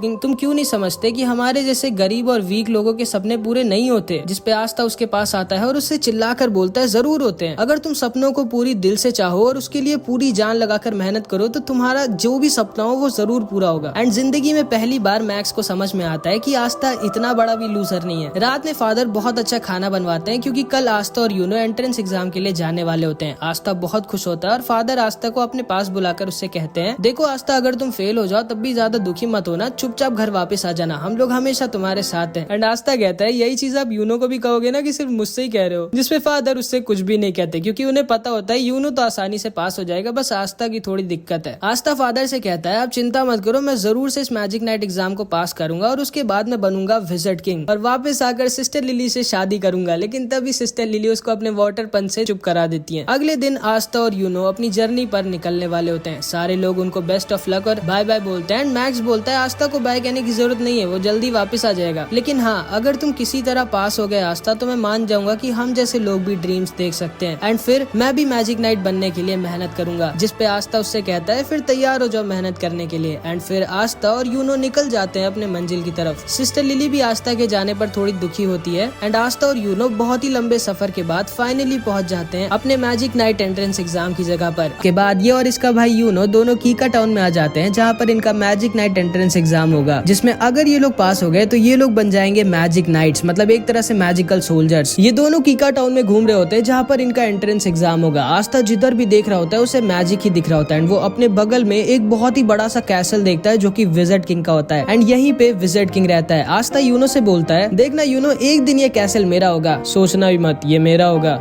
ये तो वक्त ही बताएगा कि हम दोनों में से कौन विज़र्ड किंग बनेगा। इसके बाद हम देखते हैं आस्था, यूनो और बहुत सारे लोग एंट्रेंस एग्जाम देने आए होते हैं एंड आस्था सबसे पागलों की तरह कह रहा होता है हेलो दोस्तों, मैं एक दिन विज़र्ड किंग बनूंगा। एंड ताकि यूनो की बेइज्जती ना हो इसलिए वो ऐसे एक्टिंग कर रहा होता है जैसे वो आस्था को जानता ही नहीं है। आस्था यूनो दोनों एंट्रेंस गेट पर पहुंच जाते हैं एंड यूनो जब अपनी 4 लीफ ग्रिमवॉर्ड दिखाता है तो सारे के सारे लोग शॉक्ड रह जाते हैं कि आखिर कौन है ये लड़का जिसके पास 4 लीफ ग्रिमवॉर्ड है। एंड गार्ड उसे गेट के अंदर जाने देता है। लेकिन जब आस्था अपनी ग्रिमवॉर्ड दिखाता है तो गार्ड को यकीन ही नहीं होता कि ये कोई ग्रिमवॉर्ड है भी कि नहीं, क्योंकि आस्था की 5 लीफ ग्रिमवॉर्ड इतनी ज्यादा रेयर होती है कि उसके बारे में कोई जानता ही नहीं है। लेकिन आस्था की बहुत ज्यादा रिक्वेस्ट करने के बाद गार्ड आस्था को भी अंदर जाने देता है। आस्था के पीछे एक लड़का खड़ा होता है जो बोलता है ये लड़का काफी फनी लग रहा है मुझे। सारे के सारे बच्चे एंट्रेंस लॉबी में खड़े होते हैं एंड यहाँ पर जिसके पास जितनी कम मैजिकल पावर होती है उसके पास उतनी ज्यादा मैजिक बर्ड्स आती हैं एंड यूनो के पास एक भी मैजिक बर्ड नहीं आती। एंड सारे लोग सोच रहे होते हैं कि आखिर कौन है ये इतना स्ट्रॉन्ग मैजिशियन जिसके पास एक 4 लीफ ग्रिमवॉर्ड भी है एंड इतनी स्ट्रॉन्ग मैजिकल पावर है कि एक भी चिड़िया इसके पास नहीं आ रही। एंड आते यूनो के पीछे 2-3 लड़कियां पड़ जाती है और हमारे बेचारे आस्था के पीछे ढेर सारी मैजिक बर्ड्स। एंड सारे लोग आस्था के ऊपर हंस रहे होते हैं कि लोग कौन है ये लड़का जिसके पीछे आधे से ज्यादा चिड़िया पड़ गई है। आस्था भागते भागते अचानक से एक आदमी से लड़ जाता है एंड ये आदमी बहुत ही ज्यादा बड़ा और ताकतवर दिख रहा होता है। आस्था को लगता है कि ये भी कोई बच्चा ऐसा है जो एंट्रेंस एग्जाम देने आया है एंड वो इससे पूछता है तुम्हें लगी तो नहीं ना दोस्त। एंड ये आदमी आस्था का सिर पकड़कर उसको उठा लेता है और अपने हाथों से उसका सर पीसने वाला होता है और उससे कहता है तुम जानते नहीं हो क्या मैं कौन हूँ। एंड ये आदमी कोई और नहीं बल्कि एक magic night squad black bulls का कैप्टन यामी होता है, जो कि सारे के सारे मैजिक नाइट स्क्वाड्स की सबसे बेकार स्क्वाड होती है। एंड आस्था बेचारा आते ही एक मैजिक नाइट स्क्वाड के कैप्टन से ही पंगा ले लेता है। यामी आस्था का सर पीसने वाला होता है लेकिन तभी यामी के स्क्वाड के 2 मेंबर्स वहाँ पर आ जाते हैं, फिनरल और गॉर्डन। फिनरल बहुत ही बड़ा ठरकी होता है और गॉर्डन बहुत ज्यादा शांत और अच्छा होता है। फिनरल यामी से कहता है अब यहाँ क्या कर रहे हो, जल्दी चलिए इवेंट स्टार्ट होने वाला है। जिसपे यामी बोलता है अरे कुछ नहीं, मैं बस ऊपर जाने का रास्ता भूल गया था। एंड तभी एंट्रेंस एग्जाम स्टार्ट हो जाता है एंड यामी आस्था को छोड़कर वहाँ से चला जाता है। आस्था खड़ा होता है तभी उसके पास ये लड़का दोबारा से आता है जिसका नाम सेक्के होता है एंड वो आके आस्था से दोस्ती कर लेता है। एंड तभी वहाँ पर सारे के सारे 9 मैजिक नाइट स्क्वाड्स के कैप्टन आ जाते हैं एंड ये सारे के सारे बहुत ज्यादा स्ट्रॉन्ग होते हैं। एंड कहा जाता है कि पूरी दुनिया में इन सबसे स्ट्रॉन्ग सिर्फ एक आदमी है जो कि खुद विज़र्ड किंग है। इस कैप्टन का नाम विलियम होता है और ये गोल्डन डॉन का कैप्टन होता है एंड इसकी स्क्वाड वर्ल्ड की नंबर 1 स्क्वाड होती है एंड सभी का सपना इसकी स्क्वाड ज्वाइन करने का होता है। और वहीं पर यामी की स्क्वाड ब्लैक बुल सबसे खराब होती है और उसमें कोई भी नहीं जाना चाहता। आस्था सेक्के से पूछता है विज़र्ड किंग कहाँ है, जिसपे सेक्के आस्था से बोलता है विज़र्ड किंग थोड़ी ना इन सब छोटे मोटे इवेंट्स में आएंगे, वो हमारे किंगडम के किंग है, उनके पास और भी ज्यादा इंपॉर्टेंट काम होते हैं। विलियम सबसे कहता है टाइम आ चुका है तुम सबके एग्जाम को स्टार्ट करने का। एंड वो अपना मैजिक यूज करता है एंड आसमान से एक बहुत ही बड़ा पेड़ नीचे आ जाता है एंड सारे के सारे कैंडिडेट्स को एक एक मैजिकल ब्रूम दे देता है, मतलब एक जादुई झाड़ू। ये तुम लोगों का पहला टेस्ट होगा और तुम सबको अपनी मैजिक पावर से उड़ना होगा। सारे के सारे बच्चे अपनी मैजिक पावर से तोड़ने की कोशिश करते हैं और सारे कैप्टन सबको ऑब्जर्व कर रहे होते हैं। यूनो सबसे ऊपर उड़ रहा होता है और सारे के सारे कैप्टन को इम्प्रेस कर देता है। वहीं पर हमेशा की तरह आस्था बेचारा उड़ना तो छोड़ो, कूद भी नहीं पा रहा होता है इस झाड़ू को पकड़ के। तभी इन सारे कैप्टन में से एक कैप्टन नीचे जाकर एक लड़की को डांटता है जो इसकी बहन होती है। एंड ये इससे कहता है, तुम ये एग्जाम देने क्यों आई हो? सिल्वर फैमिली की बेइज्जती मत करो, तुम ये एग्जाम पास नहीं कर पाओगी, चुपचाप घर लौट जाओ। एंड फिर वो वहां से चला जाता है। एंड इस लड़की का नाम नोएल होता है। सेके आस्था से बोलता है, ट्राई करते रहो आस्था, तुम ये कर सकते हो। लेकिन हम सब ये जानते हैं कि आस्था ये नहीं कर सकता क्योंकि उसके पास मैजिक है ही नहीं। एंड इस वाले और इसके बाद की हर टेस्ट में आस्था बहुत ज्यादा खराब करता है। इसके बाद विलियम सबसे कहता है, अब तुम लोगों का फाइनल टेस्ट होगा, तुम सबको एक एक पार्टनर चूज कर लेना है जिसके साथ तुम लड़ाई करोगे। सेके आस्था से बोलता है, चलो हम दोनों पार्टनर्स बन जाते हैं। एंड आस्था उसकी बात को मान जाता है। इसके बाद आस्था और सेके दोनों तैयार होते हैं एक दूसरे से लड़ने के लिए। आस्था सेके से बोलता है, ऑल द बेस्ट सेके, चलो हम दोनों अपना अपना बेस्ट देते हैं। जो भी हारेगा वो बुरा नहीं मानेगा और हम दोनों की दोस्ती पे कुछ फर्क नहीं पड़ना चाहिए। एंड अभी सेके अपना असली रंग दिखाता है। वो आस्था से बोलता है, ध्यान से सुन गंदी नाली के कीड़े, मैं तेरा कोई दोस्त वोस्त नहीं हूँ। मैंने बस सिर्फ तुझसे इसलिए दोस्ती की थी क्योंकि मुझे पहले से पता था ये वाला टेस्ट होगा जिसमें हम लोगों को अपना अपोनेंट खुद डिसाइड करना होगा। एंड इसीलिए मैंने तुमसे दोस्ती की थी ताकि तुम्हारे जैसे वीक लड़के को हरा कर मैं आराम से एक मैजिक नाइट बन सकूं। एंड ये कह के वो वहां से चला जाता है। आस्था एकदम शॉक्ड रह जाता है क्योंकि उसे लगा था कि उसको उसका पहला दोस्त मिल गया था। एंड ये सारे लोग भी बोलने लगते हैं, क्या यार सेके तो बहुत चालाक निकला, वो आसानी से आस्था को हराकर मैजिक नाइट बन जाएगा। एंड काश आस्था ने हम लोगों को चुना होता ताकि हम लोग उसको हराकर आराम से जीत जाते, क्योंकि इन सबको लग रहा होता है कि आस्था कोई बहुत ही बड़ा वीक लूजर है। सेके हंसते हुए तैयार होता है अपनी फाइट के लिए और अपनी ग्रिमवॉर निकाल कर तैयार हो जाता है। सारे के सारे कैप्टन और सब लोग श्योर होते हैं कि आस्था जीत नहीं पाएगा क्योंकि इन लोगों को पता ही नहीं होता है कि आस्था कोई लूजर नहीं है। इन लोगों की फाइट स्टार्ट होती है एंड आस्था अपनी ग्रिमवॉर से अपनी तलवार निकालता है एंड सेके के ऊपर सिर्फ एक अटैक करता है और सेके की बैंड बजा देता है। सारे के सारे लोग दंग रह जाते हैं कि ये क्या हुआ, ये लड़का तो बहुत स्ट्रॉन्ग है। एंड यूनो भी दूर से खड़ा होकर आस्था को देखकर हंस रहा होता है। सारे के सारे कैप्टन भी शॉक्ड रह जाते हैं एंड आस्था अपनी तलवार अपने कंधे पर रखता है और बोलता है, मेरा नाम याद रखना सेके, आस्था, और मैं वो हूँ जो एक दिन बनेगा विज़र्ड किंग। इसके बाद और भी कई कंटेस्टेंट्स की लड़ाई होती है एंड फाइनली यूनो की बारी आ जाती है। यूनो से कोई लड़ना चाहता ही नहीं था क्योंकि कोई भी हारना नहीं चाहता था। लेकिन तभी यूनो के पास सलीम आ जाता है एंड इसी ने पहले यूनो पर अटैक किया था। ये यूनो से कहता है, पिछली बार तो तुम बच गए थे लेकिन इस बार तुम नहीं बचोगे। एंड इन दोनों के बीच बहुत ही भयानक फाइट होती है लेकिन आखिरी में यूनो अपने मैजिक से सलीम को हरा देता है। इसके बाद एंट्रेंस एग्जाम खत्म हो जाता है और अब सारे के सारे कैप्टन की बारी होती है चूज करने की कि कौन से बच्चे को वो अपनी टीम में लेना चाहेंगे। अगर किसी भी बच्चे के लिए एक से ज्यादा कैप्टन ने हाथ उठा दिया तो बच्चे को डिसाइड करना होगा कि वो किसकी स्क्वाड में जाना चाहेगा। लेकिन अगर किसी बच्चे के लिए किसी भी कैप्टन ने अपना हाथ नहीं उठाया तो वो बच्चा फेल हो जाएगा। बहुत सारे बच्चे एक एक कर फेल हो रहे होते हैं और आस्था को बहुत टेंशन हो रही होती है कि वो फेल ना हो जाए। एंड फिर बारी आ जाती है यूनो की और जिंदगी में पहली बार 9 के 9 कैप्टन अपना हाथ किसी बच्चे के लिए उठा देते हैं क्योंकि ये सब के सब यूनो को अपनी टीम में लेना चाहते थे। अब यूनो को डिसाइड करना होता है कि वो किसके ग्रुप में जाएगा और यूनो गोल्डन डॉन यानी कि the best magic night squad चुनता है। एंड इसके बाद बारी आती है हमारे आस्था की। आस्था बहुत ज्यादा डरा होता है और मन में बस यही बोल रहा होता है, प्लीज गॉड मेरे लिए बस कोई एक कैप्टन हाथ उठा दे। एंड आस्था का ऑक्शन शुरू होता है और कोई भी कैप्टन अपना हाथ नहीं उठाता है, जिसका मतलब था कि आस्था फेल हो जाता है। आस्था बहुत ज्यादा दुखी हो जाता है और वहाँ से जाने वाला होता है। लेकिन तभी यामी खड़ा होता है और बोलता है, तुम जानते हो बच्चे तुम फेल क्यों हुए? क्योंकि तुम बहुत ज्यादा वीक हो और तुम्हारे पास मैजिक भी नहीं है। फिर आखिर तुम सोच भी कैसे सकते हो कि तुम मैजिक नाइट बन सकते हो? इसके बाद यामी अपनी मैजिकल पावर दिखाता है जो कि इतनी ज्यादा स्ट्रॉन्ग होती है कि आसपास की जमीन हिलने लगती है। वो नीचे कूदता है और आस्था के पास आकर बोलता है, मैंने सुना कि तुम विज़र्ड किंग बनना चाहते हो। तुम्हें पता तो है ना, विज़र्ड किंग बनने के लिए तुम्हें मुझे और उन 8 कैप्टन को हराना होगा। और तुम्हें क्या लगता है तुम हम 9 के 9 कैप्टन को कभी जिंदगी में भी हरा सकते हो? जिसपे आस्था बोलता है, मैं जानता हूँ कि मैं बहुत वीक हूँ और मेरे पास मैजिक भी नहीं है, लेकिन मुझे फर्क नहीं पड़ता कि मैं कितना वीक हूँ। मुझे फर्क नहीं पड़ता कि आप सारे कैप्टन कितने स्ट्रॉन्ग हैं। अगर विज़र्ड किंग बनने के लिए मुझे आप सबको हराना पड़ेगा तो मैं आप सबको हराऊंगा एंड एक दिन मैं जरूर बनूंगा विज़र्ड किंग। जिसको सुनकर यामी जोर जोर से हंसने लगता है और आस्था से कहता है, मुझे तुम पसंद आए बच्चे, मैं तुम्हें अपनी स्क्वाड में लूंगा और तुमसे बहुत मेहनत करवाऊंगा ताकि तुम बन सको विज़र्ड किंग। एंड जिंदगी में पहली बार किसी ने आस्था के सपने पर विश्वास किया होता है और उस पर हंसा नहीं होता है। आस्था बहुत ज्यादा खुश हो जाता है और यामी को थैंक यू बोलता है। एंड उसके बाद ये एंट्रेंस एग्जाम फाइनली खत्म हो जाता है और आस्था का पेट खराब हो जाता है। वो बाथरूम में हल्का होने गया होता है, लेकिन तभी वहाँ पर सेके आ जाता है जो आस्था से अपनी हार का बदला लेना चाहता था। वो आस्था के ऊपर अपना मैजिक लिजर्ड छोड़ देता है और ये अगर आस्था को काट लेता तो आस्था की जान भी जा सकती थी, लेकिन तभी यूनो आकर आस्था को बचा लेता है और सेके को डरा कर उससे बोल सोचना भी मत कि तुम आस्था के टक्कर के हो या फिर तुम आस्था के आसपास भी आते हो। आस्था मेरा राइवल है, वो मेरी टक्कर का है, अब चुपचाप निकलो यहाँ से। एंड सेके डर के वहाँ से भाग जाता है। फिर आस्था और यूनो दोनों निकल जाते हैं अपनी अपनी मंजिल की तरफ। एंड जिंदगी में पहली बार अब ये लोग साथ में नहीं रहेंगे। यामी आस्था पर गुस्सा होता है क्योंकि वो बहुत देर से हग रहा होता है। इसके बाद फिनरल अपने मैजिक से एक पोर्टल खोल देता है और आस्था, यामी और ये दोनों आ जाते हैं ब्लैक बुल्स के बेस पर, जहाँ पे अब से आस्था रहेगा। आस्था खुशी खुशी अपने नए घर का गेट खोलता है, लेकिन उसकी खुशी ज्यादा देर तक नहीं रहती क्योंकि बेस के गेट पर अचानक से एक ब्लास्ट हो जाता है और आस्था रॉकेट बनकर दूर जाकर गिर जाता है। यामी बोलता है स्वागत है तुम्हारा ब्लैक बुल स्क्वाड में। एंड इधर यूनो से एक उसका सीनियर जिसका नाम क्लॉस होता है वो बोल रहा होता है मुझे यकीन नहीं होता तुम्हारे जैसे एक गरीब लड़के को जो किसी रॉयल फैमिली का भी नहीं है उसको विलियम सर ने गोल्डन डॉन में रख लिया। सोचना ही मत कि तुम अपनी जिंदगी यहाँ पर कभी मजे में बिता पाओगे। एंड ये कह के वो वहाँ से चला जाता है। एंड इधर आस्था अपने नए टीममेट से मिलता है और समझ जाता है ये सब के सब हिले हुए हैं। यामी सबसे चिल्लाकर बोलता है तोड़ फोड़ करना बंद करो तुम लोग। एंड वो खुद पीछे की दीवार तोड़ देता है। ये सारे के सारे यामी को देखकर बहुत खुश हो जाते हैं और यामी सबको आस्था से मिलाता है। आस्था सबसे बोलता है मेरा नाम है आस्था और मैं हाजे विलेज से आया हूँ, जिसको सुनकर ये सबके सब शॉक्ड रह जाते हैं कि आस्था इतने छोटे से गांव से आया है और इतना गरीब है, लेकिन फिर भी उसने मैजिक नाइट एंट्रेंस एग्जाम पास कर लिया। फिर फिनरल आस्था को बाकी लोगों से मिलाता है। इस लड़की का नाम वेनेसा होता है एंड ये 1 नंबर की पियक्कड़ होती है। एंड ये आस्था के पास आकर बोलती है तो तुम्हारा नाम आस्था है, तुम्हें एक गर्लफ्रेंड चाहिए क्या? जिसको सुनकर आस्था बहुत शर्मा जाता है, लेकिन वो मना कर देता है क्योंकि वो सिस्टर लिली से ही प्यार करता है। एंड शायद वेनेसा ने थोड़ी ज्यादा पी रखी थी क्योंकि वो आस्था के सामने ही उल्टी कर देती है। फिर फिनरल आस्था को लक से मिलाता है जिसको लड़ाई करना बहुत ज्यादा पसंद होता है। एंड लक आस्था से पूछता है बताओ लड़ाई करोगे क्या मुझसे? एंड तभी आस्था के पास एक दूसरा लड़का आ जाता है और आस्था से कहता है ओए ये मेरी बहन है मारी और इससे दूर रहना वरना मैं तुम्हें मार डालूंगा। जिसपे आस्था कहता है मैं जानता भी नहीं हूँ ये लड़की कौन है भाई। इस लड़के का नाम ग्लॉच होता है एंड ये अपनी बहन से बहुत ज्यादा प्यार करता है, बहुत ही ज्यादा। एंड फिर वो बाकी के मेंबर से भी मिलता है। यामी बोलता है जिसको भी आस्था का टेस्ट लेना है जल्दी जल्दी ले लो। जिसको सुनकर उसके सामने मैग्मा खड़ा होता है और कहता है ठीक है मैं तुम्हारा टेस्ट लूंगा ये देखने के लिए कि तुम ब्लैक बुल्स ज्वाइन करने के लायक हो या नहीं, क्योंकि मुझे नहीं लगता कि तुम्हारे जैसा लड़का जो एक रॉयल फैमिली का भी नहीं है और एक गाँव से आया वो डिजर्व करता है मैजिक नाइट बनना। एंड अगर तुम मेरे टेस्ट में पास हो जाओगे तो तुम्हें मिलेगा ये मैजिकल रोब और तुम फाइनली एक मैजिक नाइट बन जाओगे। तो बोलो तुम्हें चाहिए ये ब्लैक बुल्स का रोब? हाँ चाहिए मुझे, अभी क्या भी चाहिए। फिर मैग्मा आस्था का टेस्ट लेता है एंड पहले तो उससे बहुत मुश्किल एक्सरसाइजेस करवाता है, लेकिन आस्था बचपन से ये सब करता आ रहा था तो वो आसानी से सब कर लेता है। एंड उसके बाद मैग्मा आस्था से कहता है ये तुम्हारा फाइनल टेस्ट और मैं अब तुम पर अटैक करूंगा और तुमको मेरे अटैक से बचना होगा। एंड फिर मैग्मा उस पर अपने मैजिकल फायर बैट बॉल से अटैक करने लगता है एंड आस्था आसानी से उसके अटैक्स डॉज कर रहा होता है, जिसपे मैग्मा थोड़ा गुस्सा हो जाता है। वो उसके ऊपर एक बहुत ही बड़ा और फास्ट फायर बॉल से अटैक कर देता है जिसको आस्था डॉज नहीं कर सकता था क्योंकि वो इतनी ज्यादा फास्ट और बड़ी थी। लेकिन तभी आस्था अपनी ग्रिमवॉर्ड से अपनी तलवार निकालता है और उसकी तलवार को देखकर सारे के सारे लोग शॉक्ड रह जाते हैं कि ये इतनी बड़ी तलवार उठाया कैसे हुआ है। एंड आस्था अपनी तलवार को बैट की तरह यूज करता है एंड मैग्मा के अटैक को वापस उसी के पास भेज देता है। यामी आस्था से बहुत इंप्रेस हो जाता है क्योंकि ना तो सिर्फ आस्था अपनी तलवार से किसी के मैजिक को कैंसिल या फिर खत्म कर सकता है, बल्कि वो मैजिक अटैक्स को डिफ्लेक्ट करके वापस भी भेज सकता है। एंड ये सारे के सारे लोग समझ जाते हैं कि आस्था कोई ऐरा गहरा नहीं बल्कि काफी स्ट्रॉन्ग मैजिशियन है। मैग्मा भी आस्था के पास आता है और उसकी तारीफ करता है और उससे कहता है माफ करना मैंने ये बोला था कि तुम छोटे से गांव से आए हो, असल में जो तुम्हारे गांव के बगल वाला गांव है मैं वहां का हूँ। जिसको सुनकर आस्था शॉक्ड रह जाता है एंड ये सारे के सारे लोग भी आस्था की तारीफ करने लगते हैं। चार्मी भी आस्था को अपना केक दे देती है एंड आस्था की सबसे थोड़ी बहुत दोस्ती हो जाती है। एंड ऊपर से एक लड़की चुपचाप आस्था को देख रही होती है एंड वो आस्था पर पता नहीं क्यों बहुत ज्यादा गुस्सा होती है। एंड फिर आस्था को फाइनली मिल जाती है उसकी ब्लैक बुल्स की रोब, जिसका मतलब था कि आस्था अब ऑफिशियली एक मैजिक नाइट बन चुका है और अब यहाँ से आस्था की जिंदगी का एक नया सफर स्टार्ट हो जाता है। मैग्मा आस्था को उसका नया कमरा दिखाता है और उससे कहता है माफ करना यही एक बेकार सा कमरा खाली पड़ा है। लेकिन आस्था इतना बेकार सा कमरा पाके भी बहुत खुश हो जाता है क्योंकि जिंदगी में पहली बार उसको उसका खुद का कमरा मिला होता है एंड वो खुशी के मारे रोने लगता है। तुम्हें सच में कमरा पसंद आया आस्था? हाँ बहुत पसंद आया। चर्च में हम सारे के सारे इससे भी छोटे कमरे में साथ में सोते थे और अब तो मेरे पास खुद का एक कमरा है। एंड आस्था अपने कमरे की सफाई करने लग जाता है। इसके बाद आस्था और यूनो दोनों वापस चर्च भेजने के लिए एक एक लेटर लिखते हैं, ये बताने के लिए कि वो लोग पास हो गए। यूनो का लेटर पढ़ के फादर और सारे लोग बहुत खुश हो जाते हैं और पार्टी की तैयारी करने लगते हैं। एंड आस्था की राइटिंग इतनी गंदी होती है कि कोई समझ ही नहीं पा रहा होता है कि उसने लिखा क्या है। फादर सिस्टर लिली से कहते हैं देखो उसमें क्या लिखा है, कब तक वापस आ रहा है आस्था, क्योंकि वो जरूर से पास तो नहीं हो पाया होगा। इसमें लिखा है कि वो पास हो गया। क्या?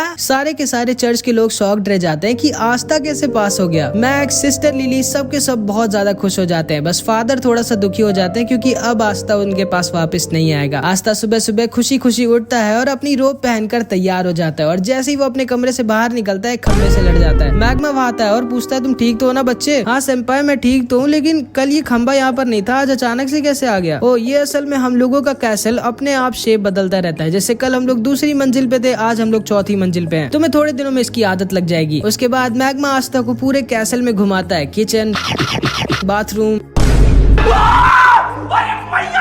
लड़कियों का बेडरूम जहाँ पे वो लोग नहीं जा सकते थे, और यामी के पेट्स के पास जो कि बेसमेंट में लॉक होते हैं। मैग्मा बोलता है ठीक है आस्था, आज तक इन सब की देखभाल मैं करता था और मुझे बहुत दुख के साथ कहना पड़ रहा है कि आज से तुम इन लोगों की देखभाल करोगे और इनका अच्छे से ख्याल रखना, क्योंकि यामी सर छोड़ेंगे नहीं तुमको अगर इनको कुछ भी हुआ तो। एंड आस्था यामी के पेट्स को खाना खिलाने के लिए आगे बढ़ता है, लेकिन ये पेट्स खाने को नहीं आस्था को खाना चाहते थे। वो दोनों वहाँ से भाग जाते हैं और हॉल में रेस लगाने लगते हैं, लेकिन तभी उनके सामने वही लड़की आ जाती है जो कल आस्था को ऊपर से देख रही होती है। एंड ये लड़की कोई और नहीं बल्कि नोएल होती है। एंड यामी ने आस्था के साथ इसको भी अपनी स्क्वाड में लिया होता है। मैग्मा बोलता है आस्था इसने भी तुम्हारी तरह कल ही ब्लैक बुल्स ज्वाइन किया है। आस्था आगे बढ़ता है और नोएल से हैंडशेक करने के लिए अपना हाथ आगे बढ़ाता है, लेकिन नोएल उससे हाथ नहीं मिलाती और बोलती है किसने तुम्हें परमिशन दी मुझसे बात करने की गरीब कीड़े, जिसको सुनकर आस्था गुस्सा हो जाता है। फिर ये लड़की बोलती है मैं हूँ नोएल सिल्वा, रॉयल फैमिली की। एंड नोएल सिल्वर फैमिली की होती है जिसका ये कैप्टन भी था और इनकी रॉयल फैमिली पूरे किंगडम में नंबर 2 पर आती है विलियम की फैमिली के बाद। आस्था गुस्से से बोलता है कीड़ा किसको बोल रही हो तुम? यहाँ पर तुम कोई रॉयल नहीं हो, तुम भी मेरी तरह एक ब्लैक बुल्स की मेंबर हो और हम दोनों टीममेट्स हैं। नोएल आस्था पर गुस्सा हो जाती है और वो उसके ऊपर एक मैजिकल अटैक कर देती है, बट नोएल का निशाना इतना खराब होता है कि उसका अटैक जाकर मैग्मा को लग जाता है। मैग्मा उठता है और बोलता है मुझे क्यों मारा, मैं तो कुछ बोल भी नहीं रहा था। जिसपे नोएल बोलती है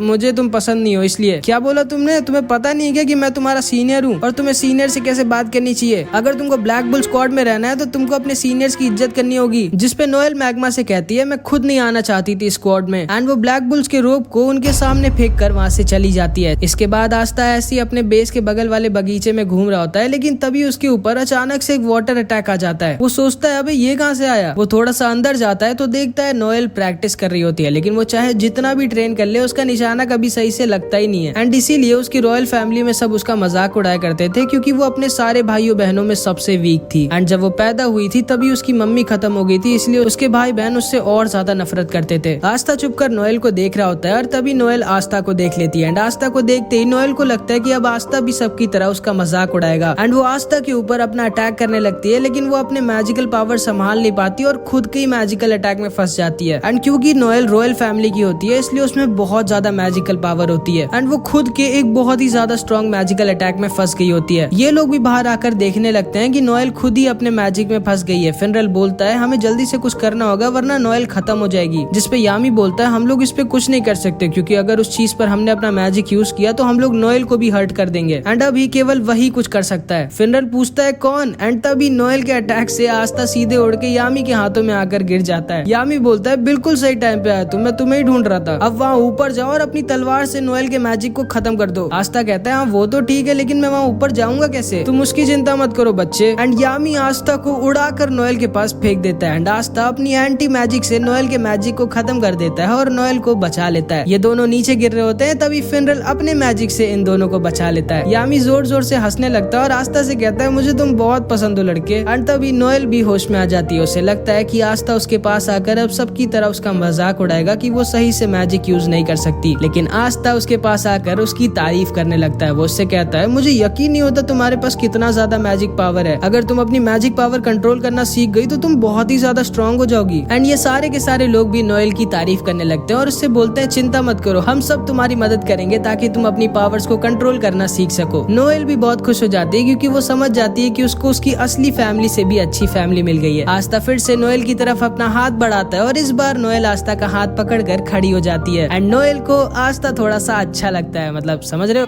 हो। एंड वहीं पर दूसरी तरफ यूनो का सीनियर क्लॉस यूनो को बहुत ज्यादा परेशान कर रहा होता है और उसके साथ बिल्कुल भी अच्छे से पेश नहीं आ रहा होता। एंड पता नहीं क्यों ये यूनो से इतनी ज्यादा नफरत करता है, लेकिन शायद इसको पता नहीं है कि इसके साथ आगे क्या होने वाला है। तो आज आस्था का ब्लैक बुल्स में दूसरा दिन होता है एंड सुबह सुबह उठते ही सबसे पहले तो आस्था अपने पूरे के पूरे बेस की सफाई करता है। उसके बाद वो काम वालियों की तरह सबके कपड़े धोता है, लड़कियों के भी। फिर ये यामी के पेट्स को खाना खिलाता है जो आज भी खाने को नहीं आस्था को ही खाना चाहते थे। एंड आस्था को ये सब काम इसलिए करने पड़ रहे होते हैं क्योंकि आस्था ने अभी अभी ब्लैक बुल्स ज्वाइन किया और वो सबसे छोटा है वहाँ पर, तो सब उससे अपना काम करवा रहे हैं। इसके बाद हम देखते हैं आस्था और सब लोग कैंटीन में बैठकर ब्रेकफास्ट कर रहे होते हैं। एंड आस्था नोएल से कहता है, नोएल तुम मेरी मदद क्यों नहीं करती हो, तुम भी तो फर्स्ट ईयर की हो। चुप रहो गधे, मैं क्यों करूँ ये सब, भूलो मत मैं एक रॉयल फैमिली की हूँ, मेरा नाम है नोएल सिल्वा। हाँ मुझे पता है तुम्हारा नाम है नोएल सिल्वा, तब से 50 बार बता चुकी हो, कम से कम मेरी थोड़ी बहुत तो मदद करो। अच्छा वैसे मैग्मा सेंपाई अब तो मैं मैजिक नाइट बन चुका हूँ, लेकिन मैजिक नाइट करते क्या है? तुमको यही नहीं पता है मैजिक नाइट करते क्या है और तुमको मैजिक नाइट बनना था? मैं तुम्हें समझाती हूँ मेरे प्यारे आस्था। देखो मैजिक नाइट्स का काम होता है हमारे किंगडम को सेफ रखना और लॉ और ऑर्डर मेंटेन करके रखना, और हाँ हमें बुरे लोगों के साथ फाइट कर उनको मारना भी होता है, इसीलिए मैंने मैजिक नाइट ज्वाइन किया था। बोलो ना आस्था, मुझसे लड़ाई करोगे क्या अपनी तलवार से? एंड तभी चार्मी जोर जोर से रोने लगती है क्योंकि उसका खाना खत्म हो गया होता है। और ग्लॉच आस्था से फिर से कहता है, ओए आस्था ये मेरी बहन है मैरी और इससे दूर रहना वरना मैं तुम्हें मार डालूंगा। जिसपे नोएल सोचती है ये कैसे पागलों के बीच में आ गई हूँ मैं। एंड तभी यामी वहाँ पर आ जाता है और यामी मैग्मा से बोलता है, चलो मैग्मा हमारे मिशन का टाइम हो चुका है। एंड मैग्मा यामी के साथ जाने लगता है। आस्था पूछता है, आप लोग कौन से मिशन में जा रहे हो, मैं भी चलूं क्या आपके साथ? नहीं आस्था, ये मिशन बहुत ही ज्यादा खतरनाक और रिस्की है और हम बच्चों को अपने साथ नहीं ले जा सकते। आस्था को लगता है कि ये दोनों शायद सच में किसी बहुत ही डेंजरस और इम्पोर्टेंट मिशन में जा रहे हैं, बट इनका मिशन जुआ लड़ने का होता है।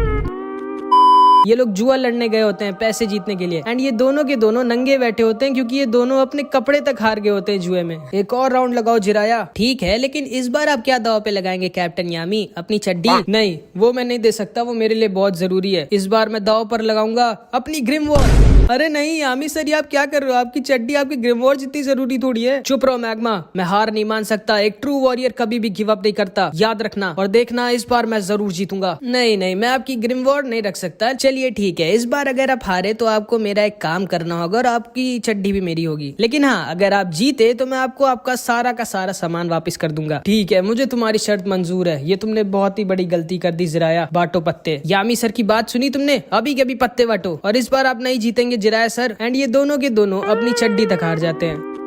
उसके बाद मैग्मा आस्था नोएल को उनका पहला मिशन देता है जो काम इस बूढ़े आदमी ने यामी को दिया होता है। ध्यान से सुनो आस्था नोएल, ये तुम दोनों का पहला मिशन है और ये बहुत ज्यादा खतरनाक है। तुम दोनों को सॉसी विलेज जाना होगा और वहाँ पर कुछ सुअरों को पकड़ना होगा जो गाँव वालों को परेशान कर रहे हैं। ये कैसा मिशन है? ये मुझ जैसे रॉयल पे सूट नहीं करता, ये आस्था से करवाओ। वही तो, हारे तो आप दोनों, हम दोनों क्यों जाए? तभी यामी खड़ा होता है और बोलता है, या तो तुम लोग जाओगे या फिर तुम लोग मरोगे, अब डिसाइड कर लो। ठीक है हम जाएंगे। उसके बाद मैग्मा आस्था और नोएल तैयार हो जाते हैं सॉसी विलेज पे जाने के लिए। ठीक है, तुम दोनों लोग जाओ, अपनी अपनी उड़ने वाली झाड़ू लेकर आओ, मैं अपनी झाड़ू लेकर आता हूँ। लेकिन मैं झाड़ू से नहीं उड़ सकती। मैं भी नहीं उड़ सकता सेनपाई। हैं? जब तुम दोनों अपनी झाड़ू से उड़ तक नहीं सकते तो तुम दोनों एग्जाम में पास कैसे हो गए? चलो ठीक है, अब कोई रास्ता नहीं है, तुम लोग मेरे साथ ही चलो। एंड मैग्मा अपनी मैजिकल ब्रूम दिखाता है जो की एकदम बवाल होती है। एंड आस्था एकदम फैन हो जाता है मैग्मा की झाड़ू का। क्यों अच्छी है ना ये आस्था? मेरी झाड़ू का नाम है क्रेजी साइक्लोन। बवाल है सेनपाई। एंड मैग्मा इन दोनों को उड़ाकर अपने साथ लेकर जाने लगता है सॉसी विलेज की तरफ। एंड आस्था पहली बार उड़ रहा होता है तो वो खुशी के मारे नाचने लग जाता है। वो आस्था पकड़ कर बैठो वरना गिर जाओगे। ठीक है सेनपाई। एंड आस्था नोएल को पकड़ लेता है। गधे, मुझे नहीं, झाड़ू को पकड़ो। एंड नोएल आस्था को नीचे गिरा देती है लेकिन मैग्मा आस्था को बचा लेता है। इधर हम देखते हैं सॉसी विलेज में कुछ मैजिशियंस आए होते हैं एंड उनके सामने वही सुअर आ जाते हैं जिनको ये तीनों मारने आ रहे हैं। ये सुअर इन लोगों पर अटैक कर देते हैं लेकिन ये एक अकेला मैजिशियन इन सबको बहुत ही आसानी से खत्म कर देता है। एंड इसके पास आइस मैजिक होता है। तो ये है वो जगह जहाँ पर मैजिक स्टोन है, जाओ ढूंढो उसे। एंड उसके बाद ये आदमी इस पूरे के पूरे विलेज पे एक अजीब सा मैजिक कर देता है। थोड़ी देर बाद आस्था और ये दोनों भी सॉसी विलेज के पास वाले जंगल में पहुंच जाते हैं जहाँ पे आस्था को एक सुअर ने घेर लिया होता है। नोएल आस्था को बचाने के लिए उस सुअर के ऊपर मैजिक अटैक करती है लेकिन हम तो जानती हैं इसका निशाना कितना खराब है, ये आस्था को ही मार देती है। एंड आस्था के पास कोई ऑप्शन नहीं बचता एंड वो अपनी तलवार निकाल लेता है एंड उस सुअर को एक बार में ही हरा देता है। लेकिन तभी उसके सामने 3 सुअर और आ जाते हैं। लेकिन हमारे आस्था को कोई सुअर वुअर थोड़ी मार सकता है एंड ये अकेला ही उन सबको खत्म कर देता है एंड मैग्मा के साथ उनको सॉसी विलेज ले जा रहा होता है। नोएल मैग्मा से पूछती है, तो इसी विलेज के मेयर ने आपको और कैप्टन यामी को हराया था? हाँ, उस आदमी का नाम जिराया है और वो सच्ची में बहुत ज्यादा स्ट्रॉन्ग है, जुए और लड़ाई दोनों में। असल में जब मुझे मेरी ग्रिमवॉर पहली बार मिली थी तो मैंने इस विलेज पर अटैक कर दिया था इस विलेज का राजा बनने के लिए। लेकिन फिर जिराया सर ने मेरी जो बैंड बजाई मुझे आज तक याद है। वो बूढ़े जरूर है लेकिन वो बहुत ज्यादा स्ट्रॉन्ग है और उन्होंने ही मुझे ट्रेन किया था मैजिक नाइट बनने के लिए। एंड वो वो सच्ची में दिल के एक बहुत अच्छे इंसान है। एंड तभी मैग्मा, आस्था और नोएल सॉसी विलेज के पास आ जाते हैं जिसको आइस ने अपने मैजिक में घेर रखा था। आज का मौसम थोड़ा अजीब नहीं है मैग्मा सेंपाई? गधे, वो मौसम नहीं मैजिक है। आस्था